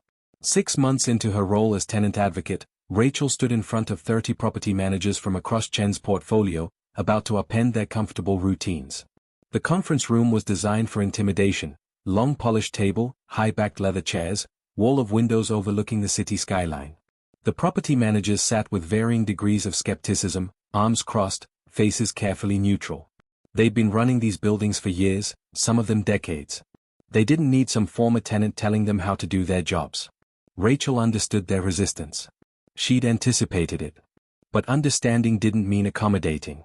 "Good morning. I'm Rachel Morrison, tenant advocate for Chen Properties. Over the next 2 hours, we're going to discuss the new hardship policies and how implementation will change your day-to-day operations." She pulled up the first slide of her presentation. "I know most of you think these changes are temporary. A PR stunt that will fade once the headlines move on. Let me be very clear, they're permanent. And they're non-negotiable." A hand shot up: Robert Patterson, property manager for 3 of the largest buildings in the portfolio. Mid-50s, former military, known for running tight ships and tolerating no excuses. "With all due respect, Ms. Morrison, these policies make our jobs impossible. We're supposed to manage properties, collect rent, maintain profitability. You're asking us to become social workers." "No." Rachel's voice was firm. "I'm asking you to manage properties inhabited by human beings whose lives are complex and messy. Social workers help people navigate systems. You are the system. And the system needs to account for reality." She clicked to the next slide, a graph showing turnover rates before and after policy implementation. Buildings where we've fully implemented these changes have seen turnover decrease by 38%. Maintenance requests have dropped by 22% because tenants take better care of spaces when they feel secure. Legal costs from eviction proceedings have plummeted. These policies aren't just moral, they're financially sound. Another property manager spoke up, Janet Flores, who ran operations at Chen Heights. "But processing hardship applications takes hours per case. We're already understaffed. Where does that time come from?" Chen Properties is hiring additional administrative support for every building with more than 100 units. The funding comes from money previously allocated to legal fees and turnover costs. Rachel had done her homework, anticipated every objection. "You'll have help. But you also need to shift your mindset. Time spent preventing evictions is more valuable than time spent executing them." The meeting continued for 3 intense hours, Rachel fielding questions, pushing back on resistance, explaining implementation details until her voice went hoarse. Some managers engaged genuinely, asking thoughtful questions about edge cases and procedural clarity. Others sat in stony silence, clearly waiting for this initiative to collapse under its own weight. At the end, Chen himself entered the room. He'd stayed away intentionally, wanting Rachel to establish her own authority without his presence looming over the discussion. But his appearance now sent a clear message. "I've been listening from my office," Chen said, his voice carrying the weight of ownership. "Ms. Morrison speaks with my full support and authority. These policies are not optional. They're not experimental. They're how we operate now. Anyone who can't or won't implement them should let me know immediately, because there are plenty of property managers who will." The room went very quiet. No one spoke. No one moved. The message had been received. After the managers filed out, Chen and Rachel stood alone in the conference room. "You're making enemies," Chen observed. "Patterson will undermine you if he gets the chance." "I know. But you hired me to implement changes, not make friends." Rachel gathered her materials. "If Patterson can't adapt, he needs to go. These policies only work if everyone's committed." "Agreed." Chen looked out at the skyline, the city spread below them like a map of consequences and choices.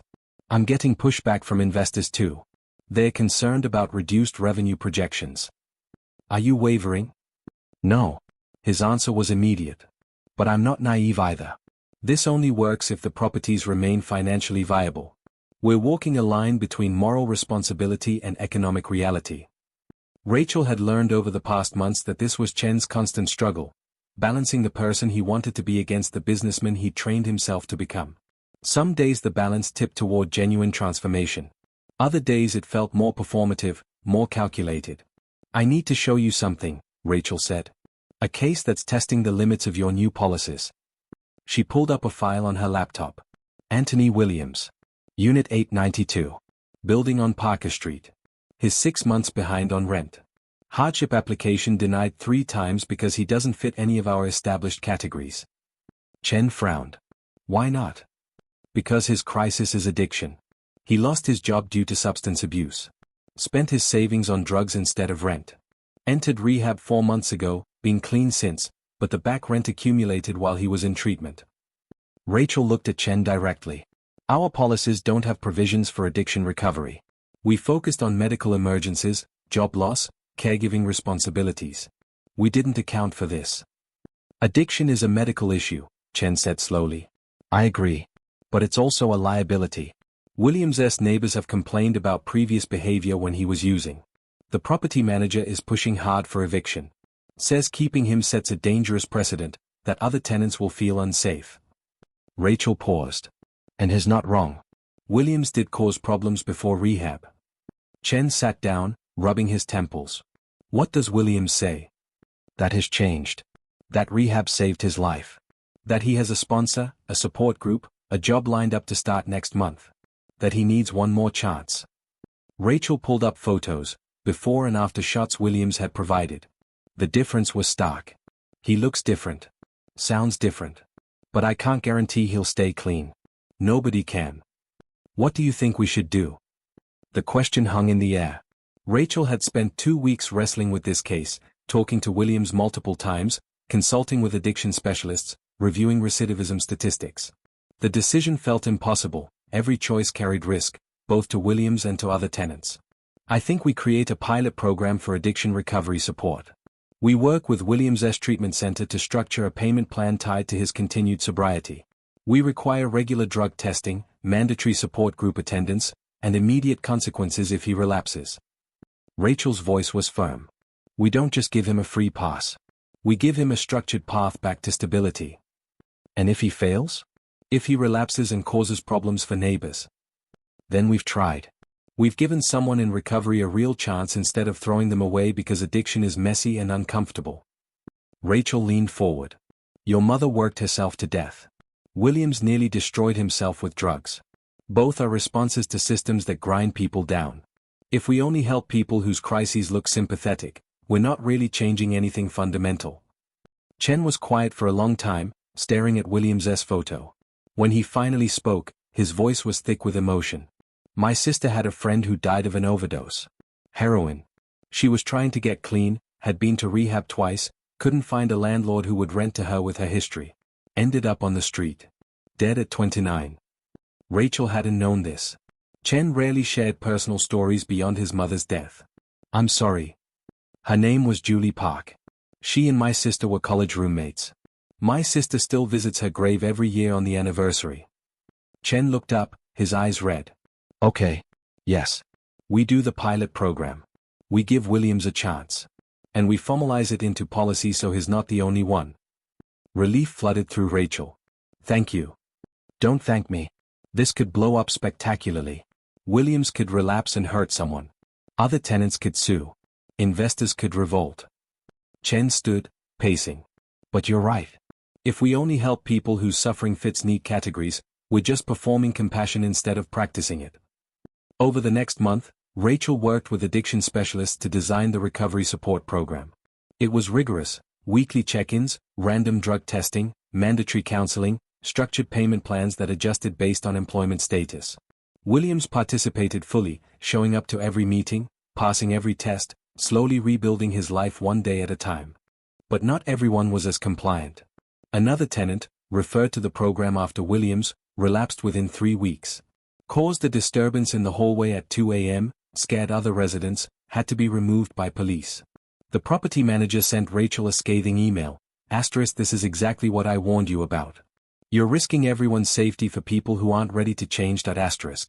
Rachel sat in her office, staring at the email, feeling the weight of responsibility for the decision she'd advocated for.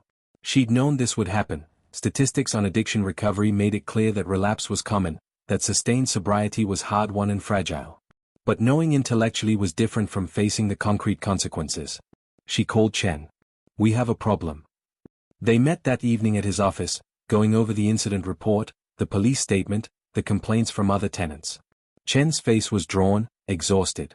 "We need to modify the program. Add more oversight, stricter consequences, better screening. Or we accept that some people aren't ready yet." Rachel hated saying it, hated admitting that good intentions didn't guarantee good outcomes. The program can't save everyone. We screen more carefully, we set clearer boundaries, and we acknowledge that this work is messy and imperfect. People are going to use this as evidence that the whole initiative is flawed. That being compassionate makes properties less safe. Let them. Rachel's voice was fierce. Williams is still clean. Still employed. Still showing up to every requirement. One failure doesn't negate one success. We learn, we adjust, and we keep trying. Chen looked at her with something like wonder. "How do you maintain this? The belief that it's worth it even when it fails." "Because the alternative is giving up on people. And I can't do that. Not when I know what it feels like to be the person everyone's ready to give up on." Rachel thought about the lobby, the envelope falling from her hands, the crushing certainty that she was about to lose everything. "Someone gave me a chance. I have to pay that forward, even when it's hard." The conversation was interrupted by Rachel's phone buzzing, her daughter's school. Emergency contact. Something had happened. Rachel's world narrowed to a tunnel as she listened to the school nurse explain: "Playground accident, possible broken arm, ambulance called as a precaution." Her daughter was crying but stable. Rachel needed to meet them at the hospital. She ended the call, hands shaking. "I have to go." "My daughter." "Go." Chen was already standing. "I'll drive you." "You shouldn't drive when you're panicked." "I can." "Rachel. Let me help." They drove in tense silence, Rachel's mind spiraling through worst-case scenarios while Chen navigated traffic with focused precision. At the hospital, Rachel sprinted to the emergency room, finding her daughter on a bed in the pediatric section, arm in a temporary splint, tear-streaked face brightening when she saw her mother. "Mama. I fell off the monkey bars. It hurts really bad." Rachel gathered her daughter carefully, mindful of the injured arm, breathing in the familiar scent, grounding herself in the reality that this was manageable, not catastrophic. "I know, baby. They're going to fix it. You're going to be okay." The X-ray showed a clean fracture, painful but straightforward to treat. The doctor recommended a cast for 6 weeks, pain medication for a few days, follow-up appointment in 2 weeks. Standard childhood injury, common as grass. But when the billing coordinator came to discuss payment, Rachel felt the old panic rising. Until she remembered, insurance. Healthcare coverage. The job that provided benefits she'd never had before. She handed over her insurance card with shaking hands, watched the coordinator verify coverage, heard the words minimal copay like a gift from the universe. Chen had waited in the lobby. When Rachel emerged with her daughter, arm freshly casted in bright purple, stickers covering the plaster, he smiled with genuine warmth. "That's a very impressive cast." Rachel's daughter, already recovering her spirits, held up her arm proudly. "The doctor said I can get people to sign it. Will you sign it?" "I'd be honored." Chen pulled out a pen, carefully writing his name on the purple plaster along with a small message, *Heal strong. M. Chen. In the car on the way home, Rachel's daughter fell asleep in the back seat, exhausted from pain and medication. Rachel watched the city lights blur past, thinking about the interconnected nature of everything, the job that provided insurance, the insurance that covered emergencies, the emergency that could have destroyed her financially 6 months ago but tonight was merely inconvenient. "Thank you," she said quietly. "For driving us. For waiting." "Of course." Chen kept his eyes on the road. "You've done that for dozens of people. Someone should do it for you. You already did. When you paid my medical bills. When you gave me this job." Rachel's voice caught. "I'm not sure I ever really thanked you. Not enough. You thank me every day by doing this work. By being the voice that keeps me honest. By pushing me to be better than I want to be sometimes." Chen glanced at her. "I thought hiring you would be an act of charity. Turns out you're the best investment I've ever made." Rachel laughed despite her exhaustion. "I'm expensive. All these new programs, additional staff, reduced revenue. Worth every penny." He said it simply, like stating a fact rather than an opinion. They pulled up to Rachel's building, her building, the place she'd almost lost, now secured by stable employment and reliable income. Chen helped carry her sleeping daughter upstairs, waited while Rachel got her settled in bed, then turned to leave. "Michael." Rachel stopped him at the door, using his first name for the first time. "The work we're doing, it matters. Even when it fails sometimes. Even when it's messy and complicated. It matters." "I know." His expression was soft, vulnerable in a way his professional mask never allowed. "Thank you for making me see that. For not letting me forget why it matters." After he left, Rachel stood in her daughter's room, watching her sleep despite the casted arm, despite the pain medication, despite the day's trauma. Resilient and safe and loved. The things Rachel had fought for, the things the job had secured, the things that might not have been possible without Chen's transformation from ruthless landlord to someone trying desperately to be better. She thought about Williams, clean and working toward stability. About Maria Santos, still caring for her mother in their own home. About all the people whose lives had shifted because one wealthy man had looked in the mirror and hated what he saw enough to change it. It wasn't redemption. Redemption implied balance, debts paid, scales evened. But it was transformation. Ongoing, imperfect, effortful transformation. And maybe that was more honest than redemption anyway.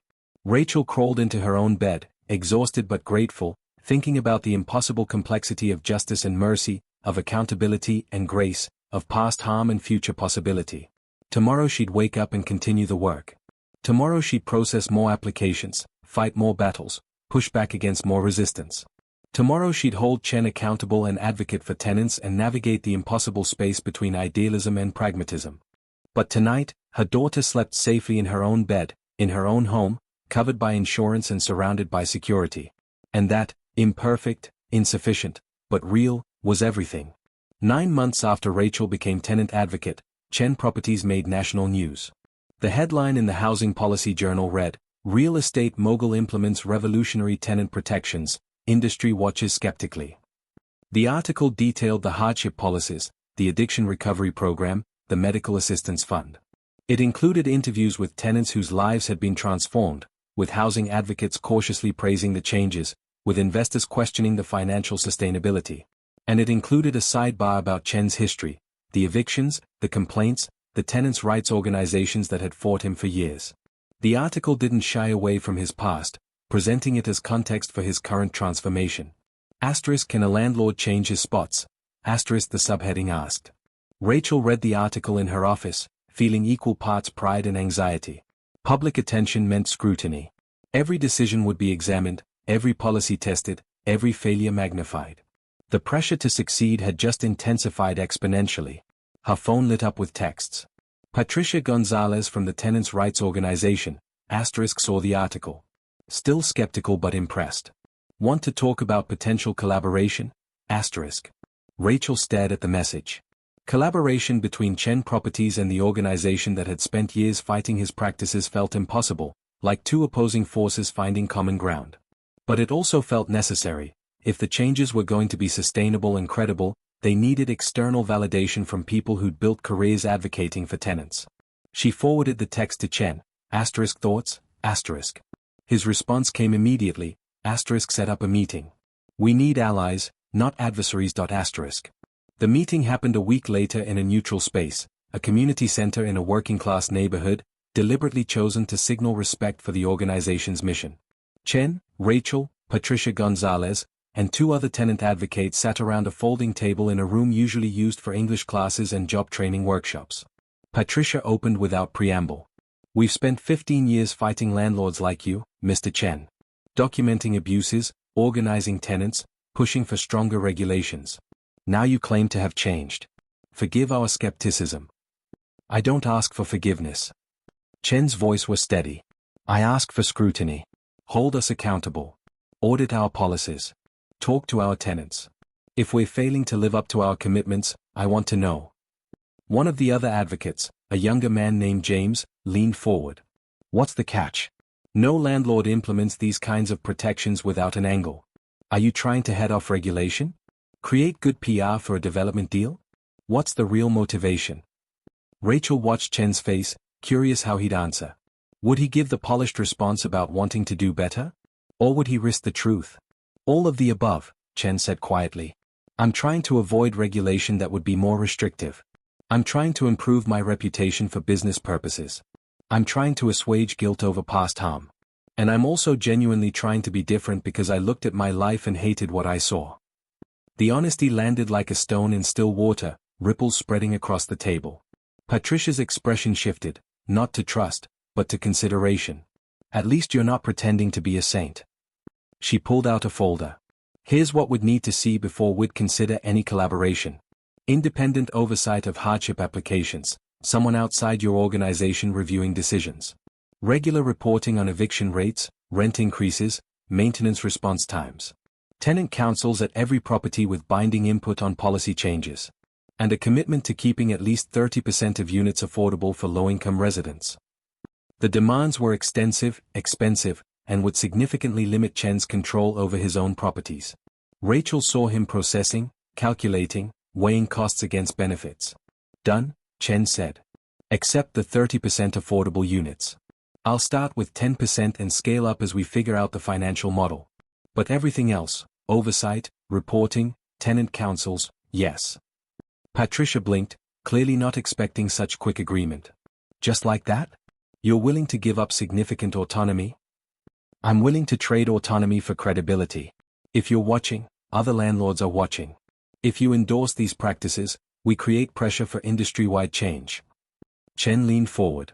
"I can't fix the entire broken system of housing insecurity. But maybe we can create a model that proves ethical landlording is possible and profitable." Over the next hour, they hammered out details, how oversight would work, what data would be shared, how tenant councils would be structured. James remained skeptical, pushing back on timelines and questioning motivations. But Patricia grew increasingly engaged, seeing potential for systemic impact beyond just Chen's properties. "If this works," Patricia said finally, "if these changes hold up under scrutiny and actually improve tenant outcomes, we'll promote it. Not just acknowledge it, actively promote it as a model. But if it fails, if it turns out to be performance without substance, we'll document that too." Loudly. "Fair." Chen extended his hand. "Thank you for giving us the chance to prove ourselves." Patricia took his hand, her grip firm. "Don't thank me yet. We're going to make this very difficult for you." After the advocates left, Rachel and Chen stood in the community center parking lot, watching the sun set over the neighborhood. Kids played basketball on a cracked court across the street. An elderly couple walked slowly past, arm in arm. "That was a risk," Rachel observed. "Agreeing to all those oversight conditions. A necessary risk." Chen looked tired but satisfied. "We can't do this alone. We need people who've been fighting this fight longer than we have. People who understand tenant needs better than any consultant ever will. You realize they're going to find problems. Places where we're falling short. Inconsistencies in implementation." "Good. I need them to. Because without external pressure, it's too easy to slip back into old patterns. Too easy to convince myself that good enough is actually good enough." Chen turned to face her. "You've been that pressure for the past 9 months. But you can't be the only one. It's too much weight for one person to carry." Rachel had been feeling that weight increasingly. The constant responsibility of being Chen's conscience, of reviewing every difficult decision, of carrying stories from tenants whose lives hung in the balance of her recommendations. The therapy helped, but the burden remained. "I've been thinking about hiring someone," she said. "Another advocate. Someone who can share the caseload, bring a different perspective. Do it. Chen's agreement was immediate. Build a team. Whatever you need. That conversation led to Rachel interviewing candidates for a second tenant advocate position. The resumes were impressive: social workers, housing counselors, community organizers. But one stood out: Marcus Reed, a formerly homeless veteran who'd spent 10 years living on the streets before getting into supportive housing, getting clean, rebuilding his life. He'd worked as a peer counselor, helping other veterans navigate the impossibly complex systems of VA benefits and housing assistance. Rachel interviewed him in a coffee shop, wanting the informal setting rather than the intimidation of her office. Marcus was in his 40s, with graying hair and eyes that had seen too much but hadn't gone hard. When he talked about his time on the streets, his voice carried the authority of lived experience without shame or apology. "I know what it's like to be invisible," Marcus said. "To have people look through you like you're not there. To beg for help and get treated like you're asking for something you don't deserve." He looked at Rachel directly. "I also know what it's like to be judged for addiction, for mental health struggles, for every mistake that led to losing everything. Nobody in that position needs judgment. They need practical help and human dignity." Rachel hired him on the spot. Marcus brought a perspective Rachel couldn't fully provide. He recognized the signs of addiction more quickly, understood the specific challenges of veteran tenants navigating PTSD and service-related disabilities, could spot housing scams and predatory practices she hadn't encountered. He was blunt to the point of harshness sometimes, unwilling to accept excuses from tenants who were gaming the system, but fiercely protective of those genuinely struggling. Together, they processed applications faster, caught edge cases earlier, provided more comprehensive support. And Marcus pushed Chen in ways Rachel couldn't. He had no patience for wealthy guilt or performative redemption. He wanted results, and he held Chen to them with uncompromising directness. "I don't care about your feelings," Marcus told Chen during one heated discussion about funding priorities. "I care about whether people have roofs over their heads. Your emotional journey is between you and your therapist. My job is making sure these policies actually work." Chen took it because Marcus had earned the right to be harsh. Because his criticism came from a place of knowing personally what was at stake. Because he'd been on the receiving end of systems that failed people, and he refused to contribute to another one. The partnership between Rachel and Marcus transformed the tenant advocate office into something more robust, more credible, more effective. They started hosting monthly tenant meetings at different properties, creating space for residents to voice concerns, ask questions, understand their rights. They developed a resource library connecting tenants to services beyond just housing: food assistance, childcare, job training, mental health support. And they began documenting success stories. Not for PR purposes, but for data collection. Maria Santos's mother had lived another year at home before passing peacefully surrounded by family. Death with dignity instead of institutional isolation. Williams was 18 months clean, promoted at his job, saving for a better apartment.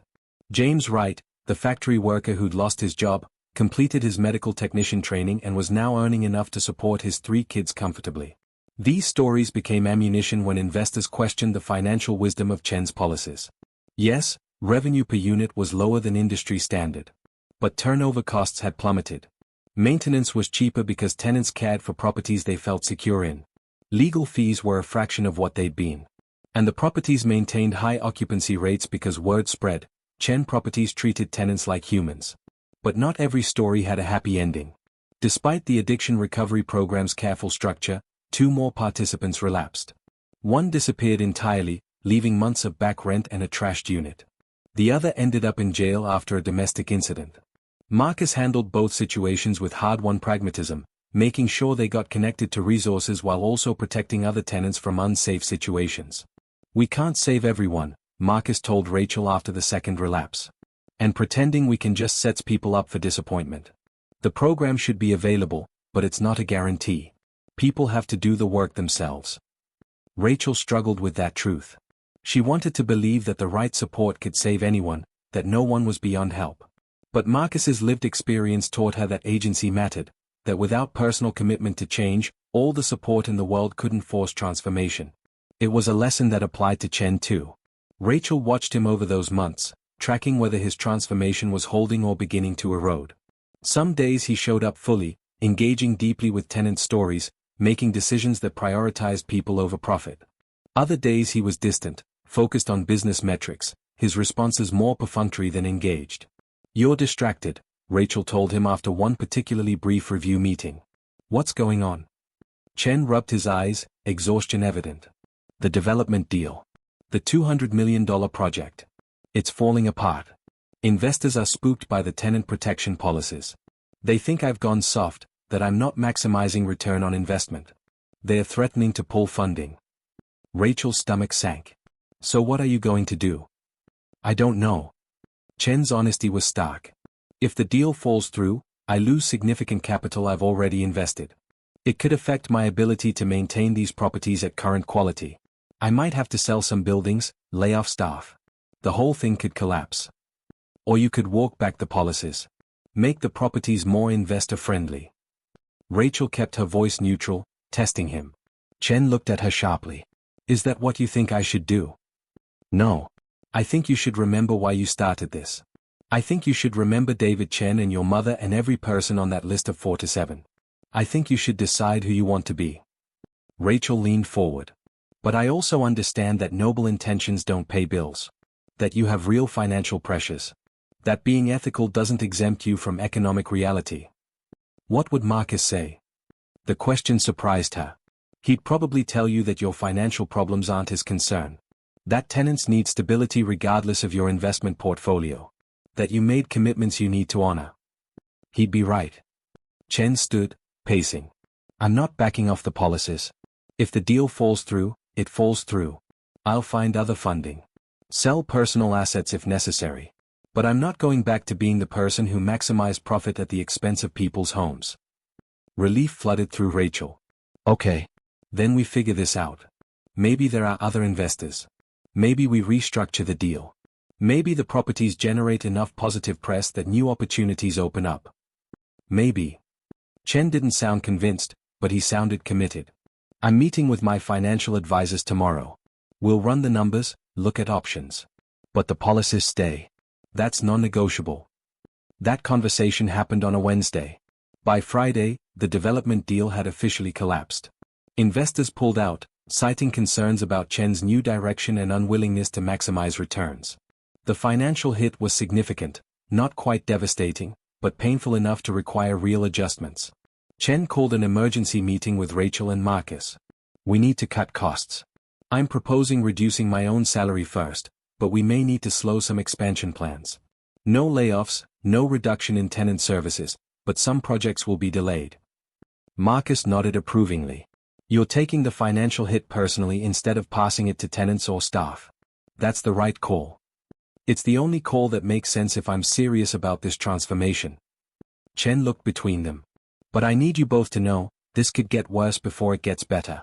We're in uncharted territory. I don't know if ethical landlording at this scale is economically sustainable long-term. Then we'll find out together, Rachel said simply. We've come too far to turn back now. And so they moved forward into uncertainty, committed to an experiment that might fail, sustained by something more fragile but more valuable than guaranteed success, the willingness to keep trying even when the outcome was unclear. The financial pressure continued for months, testing Chen's commitment to his new principles in ways Rachel watched carefully. He sold his personal collection of luxury cars, keeping only one practical vehicle. He moved from his penthouse apartment to a smaller, less expensive unit in one of his own buildings.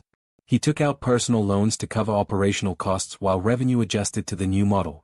Every sacrifice was documented not by Rachel but by financial reporters who'd picked up the story of a real estate mogul voluntarily reducing his own wealth to maintain tenant protections. The narrative was compelling, too compelling, some skeptics said.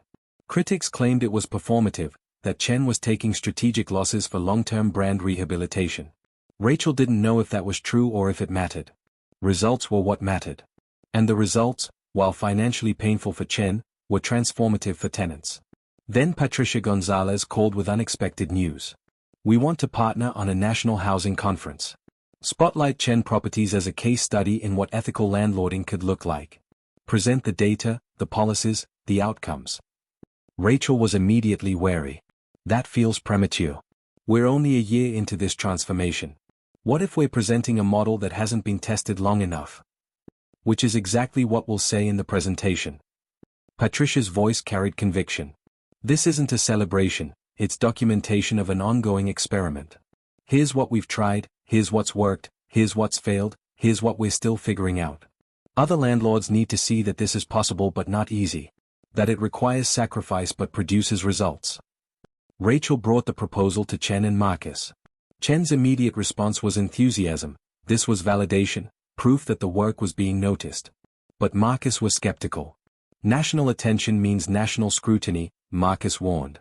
Every tenant who's unhappy, every policy that hasn't worked perfectly, every mistake we've made, it all becomes ammunition for people who want this to fail. Let them look, Chen said. We've got nothing to hide. The policies are public. The data is real. If we've made mistakes, we acknowledge them and explain what we're doing differently. Rachel mediated between Chen's eagerness and Marcus's caution. We present, but we control the narrative. We tell the complete story, your past, the harm you caused, the specific changes implemented, the measurable outcomes, and the ongoing challenges. No glossing over difficult parts. No pretending we've solved everything. They spent 3 weeks preparing the presentation. Rachel assembled data on eviction rates, rent burden percentages, tenant satisfaction surveys, financial sustainability metrics. Marcus contributed case studies, anonymized but detailed, showing both successes and failures. Chen wrote the section on his personal transformation, working with Rachel to ensure it acknowledged harm without centering his own redemption over tenant outcomes. The conference took place in Chicago, in a convention center filled with housing advocates, policymakers, landlords, and developers from across the country. The room for their presentation was packed, standing room only, people pressed against the walls. Rachel stood at the podium, her hands steady despite the nervous energy coursing through her. Good morning. My name is Rachel Morrison. 13 months ago, I stood in the lobby of one of Michael Chen's buildings, begging him not to evict me. I had a 5-year-old daughter, medical debt, and no options. Mr. Chen told me business was business, that rules were rules, and gave me 30 days to vacate. The room went silent. This wasn't the opening they'd expected. That same day, Mr. Chen came to my apartment and told me a different story. About his mother, who worked herself to death because a landlord wouldn't show mercy. About his decision to help me, not because I deserved it more than anyone else, but because seeing me reminded him of everything he'd been trying to forget about his own past. Rachel clicked to the first slide, a photo of David Chen's mother, the one from the video message. This is Eleanor Chen. Her son died after being evicted during cancer treatment by Mr. Chen's property management. She sent him this photo along with a message telling him exactly what his business practices had cost her family. Murmurs rippled through the audience. This was supposed to be a success story, but Rachel was opening with the darkest parts of Chen's history.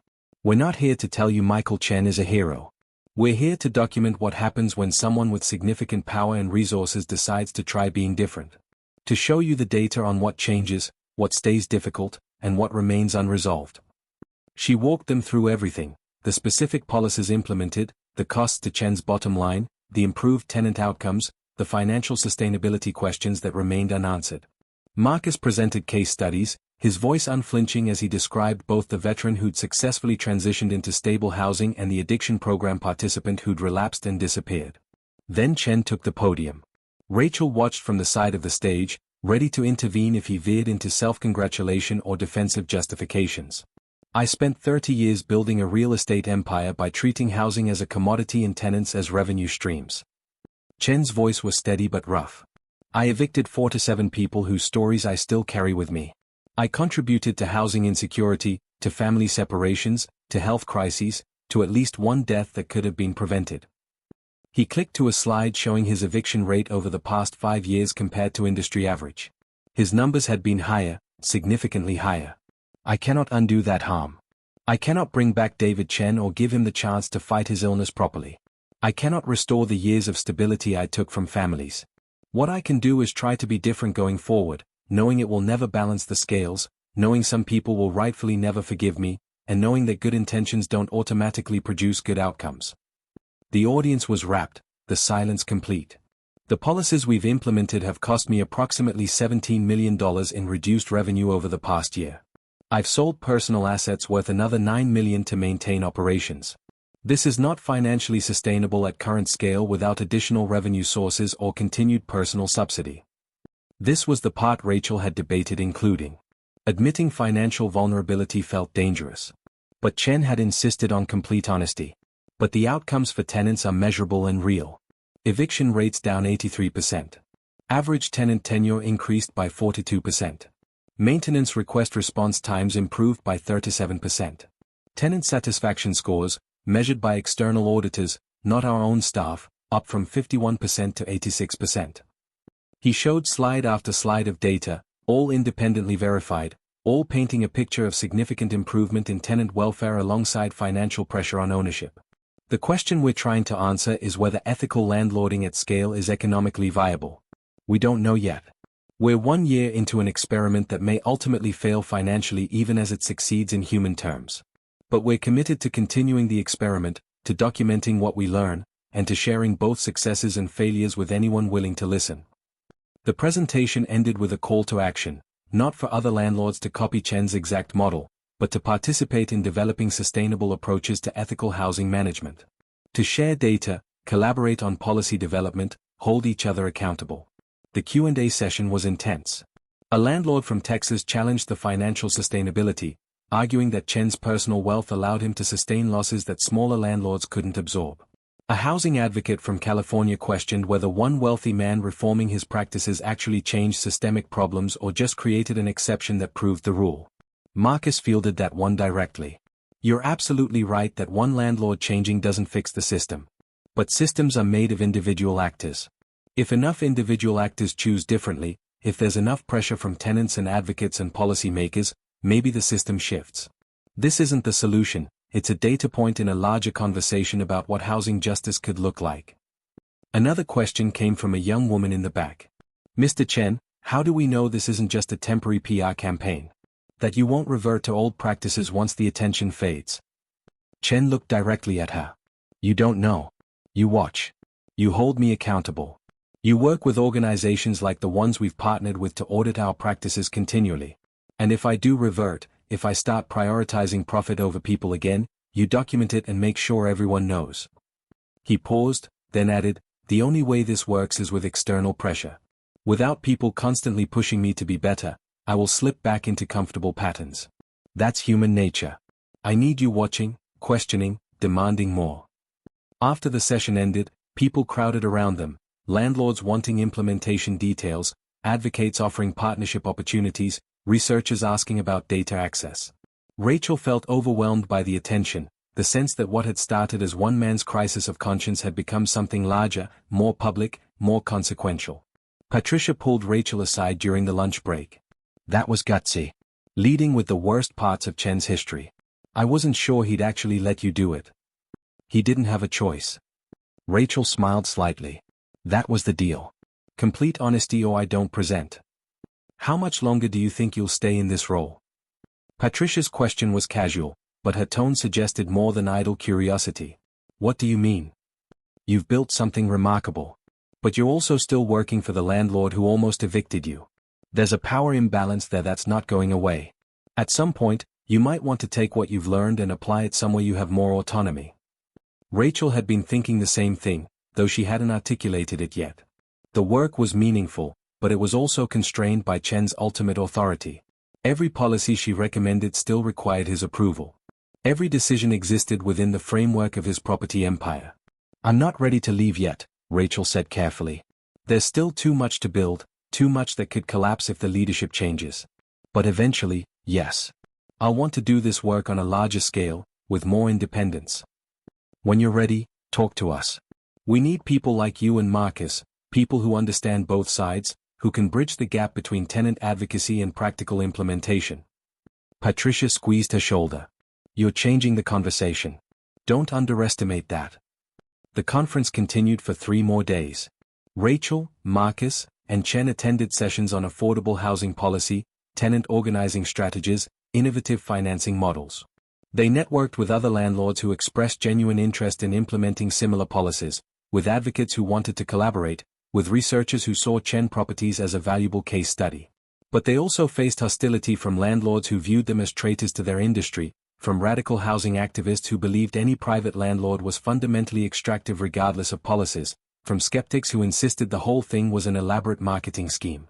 On the flight home, Chen seemed deflated despite the presentation's positive reception. We opened ourselves up completely.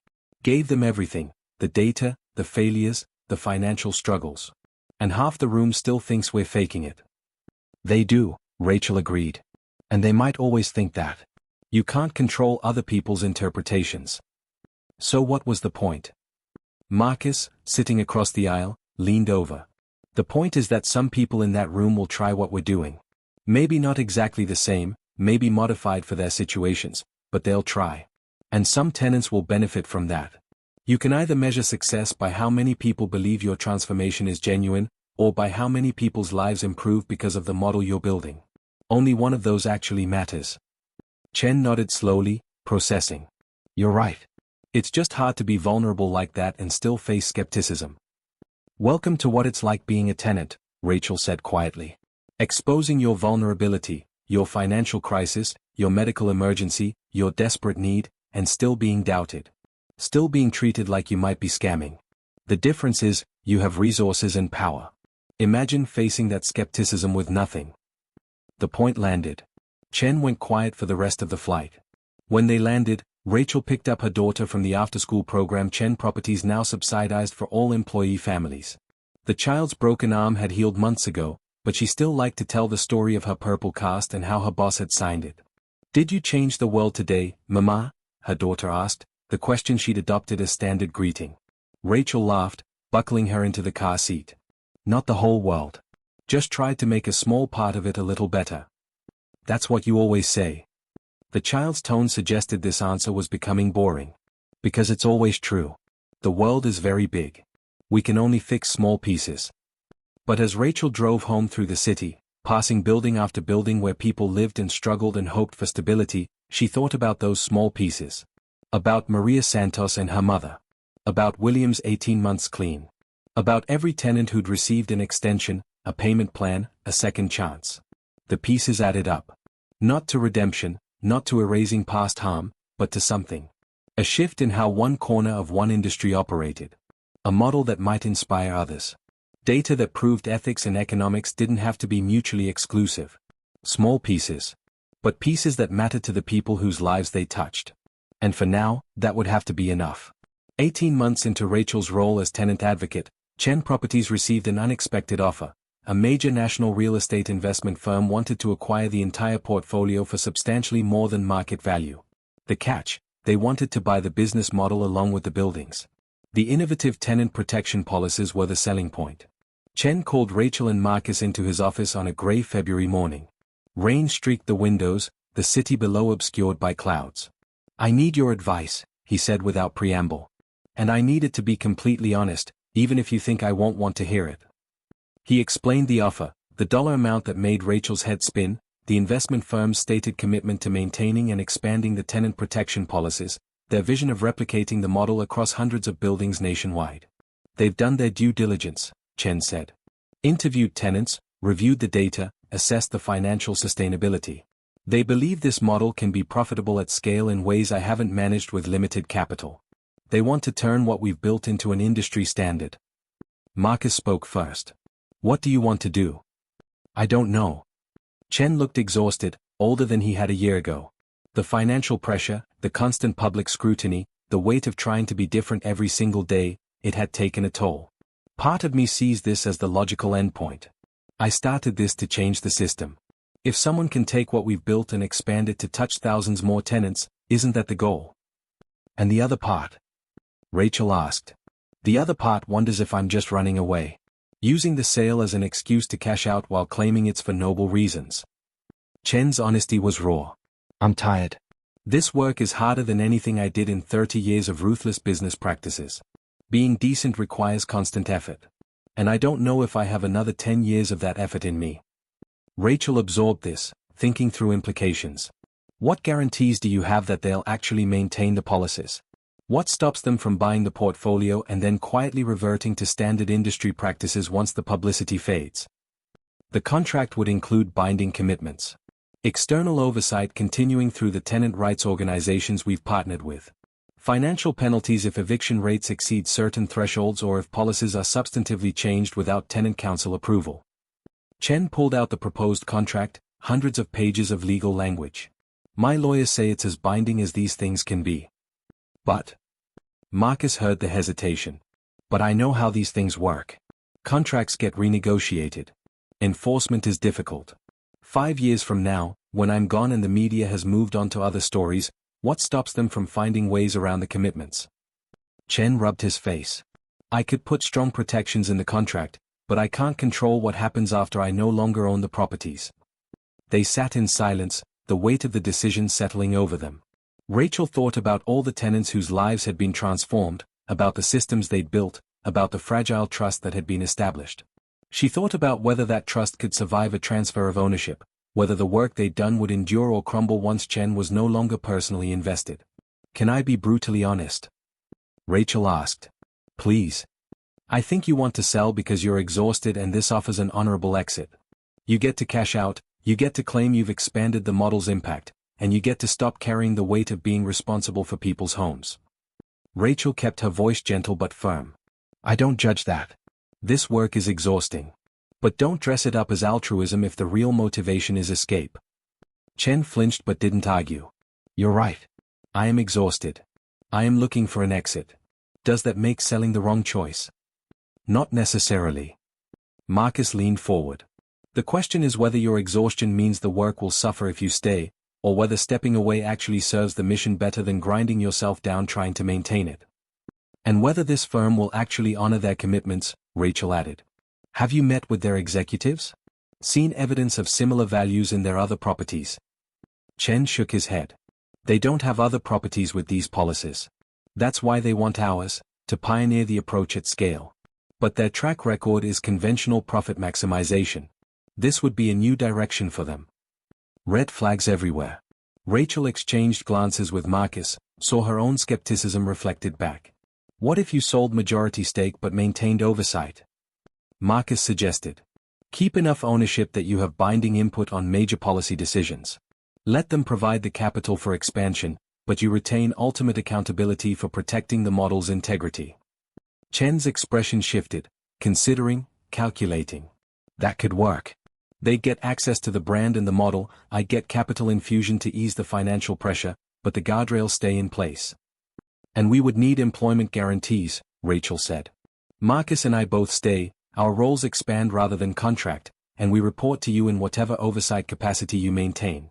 We're not doing this work for new ownership that might have different priorities. Agreed. Chen was nodding, energy returning to his voice. Let me take this back to them. Propose a modified structure with maintained accountability. Over the next month, lawyers negotiated a complex arrangement. The investment firm would acquire 70% ownership, providing capital for expansion and scaling the tenant protection model to their existing portfolio. Chen would retain 30% ownership and a board seat with veto power over policy changes affecting tenant protections. Rachel and Marcus would expand their roles to oversee implementation across all properties, not just Chen's original portfolio. The deal closed in April. Suddenly, Rachel and Marcus were responsible for tenant advocacy across 42 buildings in 7 cities, affecting over 12,000 residents. The scale was dizzying and terrifying. Rachel built a team, hiring 6 additional advocates, setting up regional offices, developing training protocols, creating systems for consistent policy implementation. She traveled constantly those first months, visiting properties, meeting tenants, training property managers who'd never operated under these kinds of constraints. She saw the full spectrum of reactions. Some managers embraced the changes, relieved to finally have policies that treated tenants humanely. Others resisted, complaining about increased workload and reduced flexibility. A few quit rather than adapt. And she saw tenants whose lives changed overnight. In Denver, a single mother with 3 kids who'd been facing eviction for being 2 months behind on rent got enrolled in a hardship program that restructured her debt and connected her with job training. In Atlanta, an elderly man on fixed income who'd been priced out of his neighborhood for 20 years got secured in an affordable unit that wouldn't increase beyond his cost of living adjustments. But she also saw the limits of what policies could accomplish. Mental illness that no housing stability could fix. Addiction that relapsed despite extensive support. Domestic violence that followed tenants across multiple moves. Criminal backgrounds that made employment nearly impossible regardless of second chances. The work was endless and often heartbreaking. Rachel found herself relying increasingly on her therapy sessions, on Marcus's hard-won wisdom, on Chen's quiet availability when she needed someone who understood the weight of responsibility for others' well-being. She was traveling so much that her daughter started asking when Mama would be home for bedtime again. Rachel felt torn between the expanding impact of the work and the intimate needs of her own child, the same tension countless working parents navigated, except amplified by the life-or-death stakes of housing security. "You're burning out," Chen told her during one late-night phone call from a hotel in Phoenix. "I can hear it in your voice. What do you need?" "I need there to be fewer people who need help," Rachel said, the exhaustion making her honest. "I need the system to not be so broken that one organization's policies feel revolutionary. I need housing to be a human right instead of an investment vehicle." "What can I actually give you?" Chen's voice was gentle. "More staff. Better work-life boundaries. Permission to say no sometimes without feeling like I'm abandoning people." Rachel was crying now, months of accumulated stress breaking through her professional composure.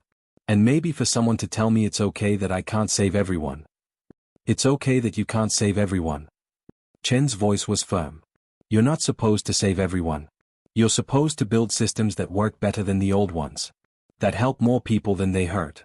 That shift the default from exploitation to dignity." "Is that enough?" "It has to be. Because the alternative is destroying yourself trying to fill an infinite need. And that serves no one." After that conversation, Rachel implemented changes. She hired 3 more advocates, created clearer boundaries between work and personal time, established rotating on-call schedules so the responsibility wasn't always hers alone. She started saying no to some speaking engagements, some interview requests, some opportunities that would have raised the program's profile but cost her sanity. And she started taking her daughter to work sometimes, letting her see what Mama did, why it mattered, how helping people could be both rewarding and draining.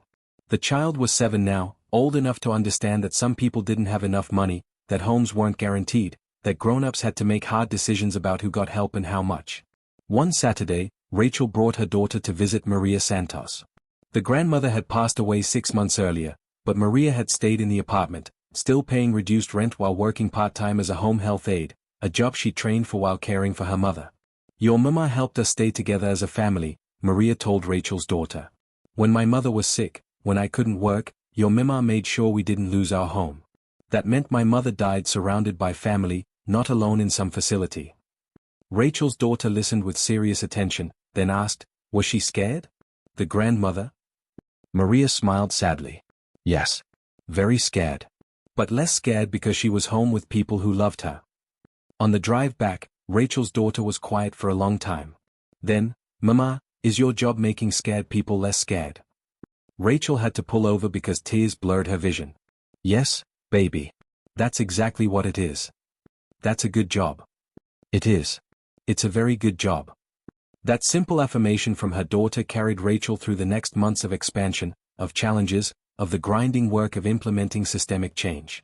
She thought about it when reviewing applications at midnight, when negotiating with resistant property managers, when explaining for the 100th time why policies that cost money in the short term paid dividends in human welfare. By the time the program reached its 2-year anniversary, the data was undeniable. Across 42 buildings, eviction rates had dropped by 7 to 9%. Tenant satisfaction scores averaged 83%, compared to industry average of 54%. Turnover costs had decreased enough to offset some of the reduced rent revenue. The investment firm's other properties, seeing the results, began requesting implementation of similar policies. Chen was vindicated. The model worked not just morally but economically. Ethical landlording at scale was possible. But Rachel knew the work was far from finished. 12,000 tenants represented a fraction of a percent of renters nationally. The policies they'd implemented, while comprehensive, still left gaps. And the constant pressure from profit-driven incentives meant the system could backslide if oversight relaxed. During a team meeting, Marcus raised a question that had been nagging at Rachel too. "What's our endgame? We can't personally oversee tenant advocacy forever. At some point, this needs to become standard practice, not dependent on specific people maintaining it." "We need policy change," one of the newer advocates said. "City ordinances, state regulations, federal protections. What we've built should be the minimum legal requirement, not an exceptional program." Rachel nodded. "Which means we shift from implementation to advocacy. We've got the data proving this works. Now we push for legal mandates that require it everywhere." This became the next phase, translating their practical experience into policy recommendations, testifying at city council meetings, partnering with legislators who saw housing security as a civil rights issue. The work expanded beyond Chen's properties into the broader fight for systemic change. Rachel found herself in meetings with policymakers, housing authorities, advocacy coalitions. She spoke at universities, at professional conferences, at community organizing sessions. The woman who'd stood in a lobby begging for one more week became a recognized voice in national housing policy discussions. Chen attended these events sometimes, always in the background, never seeking spotlight. He'd tell anyone who asked that Rachel and Marcus were the real leaders, that his role was mostly staying out of their way and providing resources. But Rachel knew he still carried the list. Still read those 4 to 7 names before sleeping. Still tried every day to be someone his mother wouldn't hate, even knowing he'd never fully succeed. The work continued. The impact expanded. The model spread. And somewhere, Eleanor Chen's grudging less angry, shifted incrementally toward something that might, eventually, resemble peace. 5 years after the lobby encounter that changed everything, Rachel stood in the ballroom of a Washington, D.C. hotel, surrounded by housing advocates, policymakers, and tenants whose lives had been transformed by the national movement that had grown from one landlord's crisis of conscience. The occasion, signing ceremony for the Federal Fair Tenant Protection Act, legislation requiring basic hardship provisions in all residential rental properties nationwide. It wasn't as comprehensive as what Chen Properties implemented, but it was a foundation: grace periods for medical emergencies, protection against eviction during documented job loss, mediation requirements before eviction proceedings, and transparency in rent increase justifications. The bill's sponsors credited Rachel's testimony and Chen's data as crucial to building political will for the legislation. Years of documented outcomes had proven that tenant protections didn't destroy the rental market, that ethical landlording was economically viable, that housing security improved communities. Rachel's daughter, now 10 years old, sat in the front row wearing her best dress. She'd watched her mother work late countless nights on policy language, had listened to practice presentations, had learned that changing systems required patience and persistence and mountains of paperwork. Chen sat 3 rows back, deliberately out of the spotlight. He'd aged visibly over the past 5 years, more gray hair, deeper lines around his eyes, the weathering of someone who'd chosen the hard path over the comfortable one. But there was peace in his expression that hadn't been there before, a settling that came from knowing he'd contributed to something larger than his own redemption. Marcus stood with Rachel at the front, along with Patricia Gonzalez and representatives from a dozen advocacy organizations that had pushed for the legislation. They'd fought for 3 years to get the bill through Congress, facing opposition from real estate lobbying groups, dealing with political compromises that weakened some provisions, celebrating small victories that eventually accumulated into this moment. When Rachel was called to speak before the signing, she looked out at the assembled crowd and thought about the impossible distance between the terrified woman in that lobby and the policy expert standing at this podium. 5 years ago, I was days away from homelessness. I stood in front of a landlord and begged for mercy I didn't receive. Her voice was steady, practiced from years of public speaking. That landlord's name was Michael Chen. He's here today, and I want to acknowledge him not as a hero but as someone who looked at his own cruelty and chose to change. She saw Chen's slight nod, his acceptance of the framing. But this moment isn't about one landlord's transformation. It's about the thousands of tenants who shared their stories, who testified at hearings, who organized in their buildings, who demanded that housing security be treated as a fundamental human right. It's about the advocates who fought this fight for decades before I joined. It's about the policymakers who had the courage to regulate an industry that resisted every step. Rachel detailed the bill's provisions, acknowledging its limitations while celebrating its protections. She talked about Maria Santos, about Williams, about families whose names the public would never know but whose lives exemplified why this legislation mattered. We haven't solved housing insecurity. This bill won't end evictions or guarantee affordability. But it establishes a baseline of human dignity in landlord-tenant relationships. It says that housing isn't just property, it's where people build lives, raise children, find stability. And those lives deserve protection. The signing happened with appropriate ceremony. Cameras flashed, politicians made statements, advocates celebrated. Rachel signed ceremonial copies of the bill, her signature joining those of people who dedicated careers to this work. Afterward, during the reception, Eleanor Chen approached Rachel. She was in her 80s now, moving slowly but with determined dignity. They'd met several times over the years, first tentatively, then with growing mutual respect. Eleanor had testified before Congress about her son's death, her story powerful in its refusal to offer easy forgiveness or comfortable redemption. My David would have been 35 this year, Eleanor said quietly. I think about who he might have become. What he might have contributed to the world. Rachel had no response adequate to that loss. She simply took Eleanor's hand and held it. This law won't bring him back. But maybe some other mother's son will get the extension my David needed. Maybe someone else gets to keep fighting instead of giving up because they lost their home. Eleanor's eyes were wet but her voice was firm. That doesn't balance anything. Doesn't make it okay. But it means his death wasn't completely meaningless. He would be proud of what you've done, Rachel said. The advocacy work, the testimony, the refusal to let people forget what happened. Maybe. Eleanor looked across the room to where Chen stood talking quietly with Marcus. Michael sends me reports every quarter. Updates on the tenant protection programs, data on eviction rates, stories about people who got help. He doesn't ask for forgiveness. Just make sure I know the work continues. Does that help? Some days. Other days I'm still just angry my son is gone. Eleanor's honesty was unflinching. But I'm glad Michael became someone different. I'm glad he's using his resources to help instead of hurt. I can hate what he did to my family while acknowledging what he's done since. Rachel understood that complexity. She'd lived inside it for 5 years, watching Chen struggle to be better while knowing his past couldn't be erased. The work they'd built together existed in the space between harm and healing, between accountability and grace, between past cruelty and future possibility. Later that evening, after the formal events concluded, Rachel, Marcus, Chen, and a small group of core team members gathered for a quiet dinner. No cameras, no speeches, just people who'd worked together to build something meaningful reflecting on how far they'd traveled. I'm retiring, Chen announced, the word surprising everyone. Not from oversight, I'll keep my board position and continue funding the advocacy work. But I'm stepping back from day-to-day operations. Rachel, I want you to take over as executive director of the tenant protection program. Marcus as your deputy.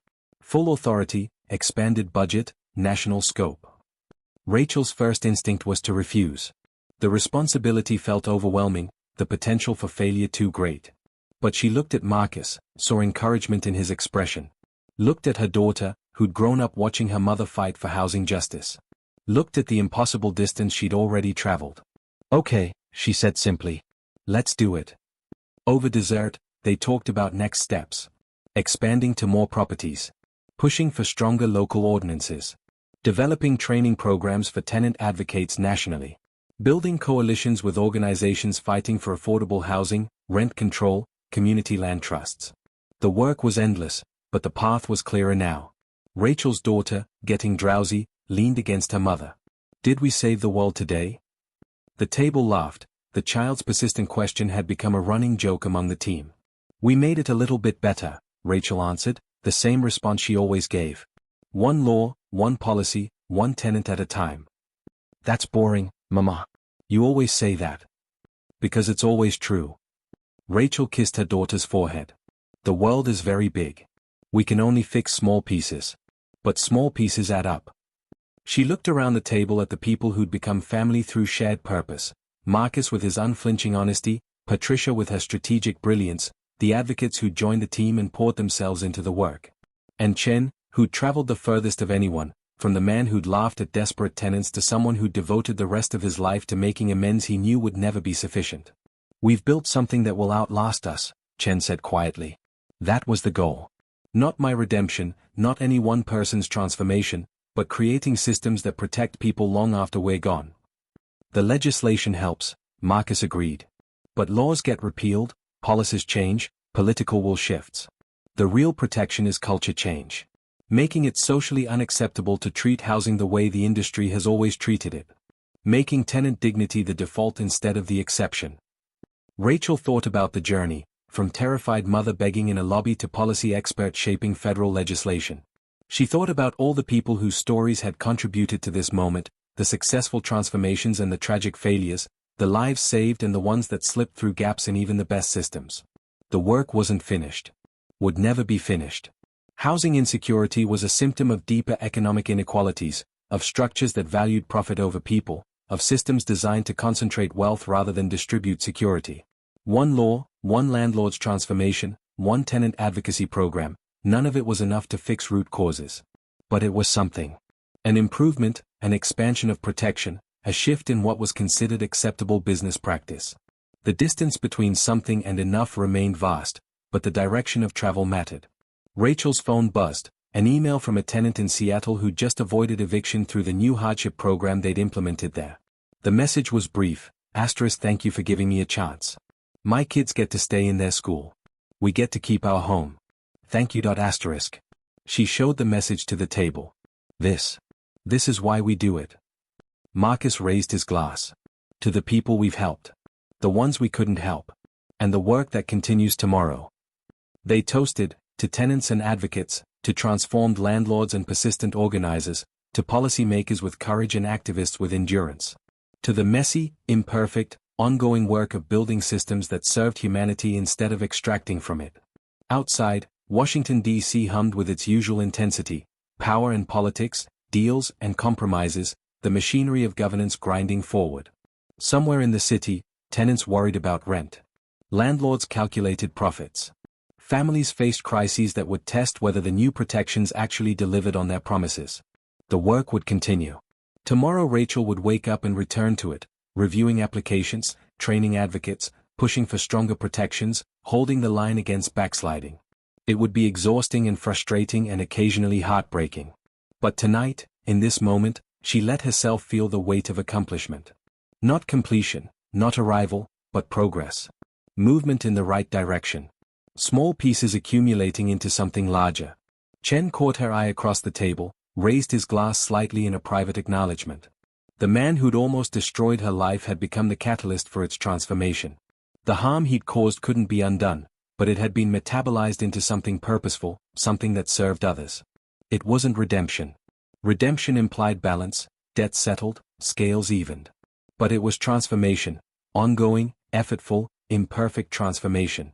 The willingness to keep trying to be better than you were, to build systems that protected people, to use power in service of dignity rather than profit.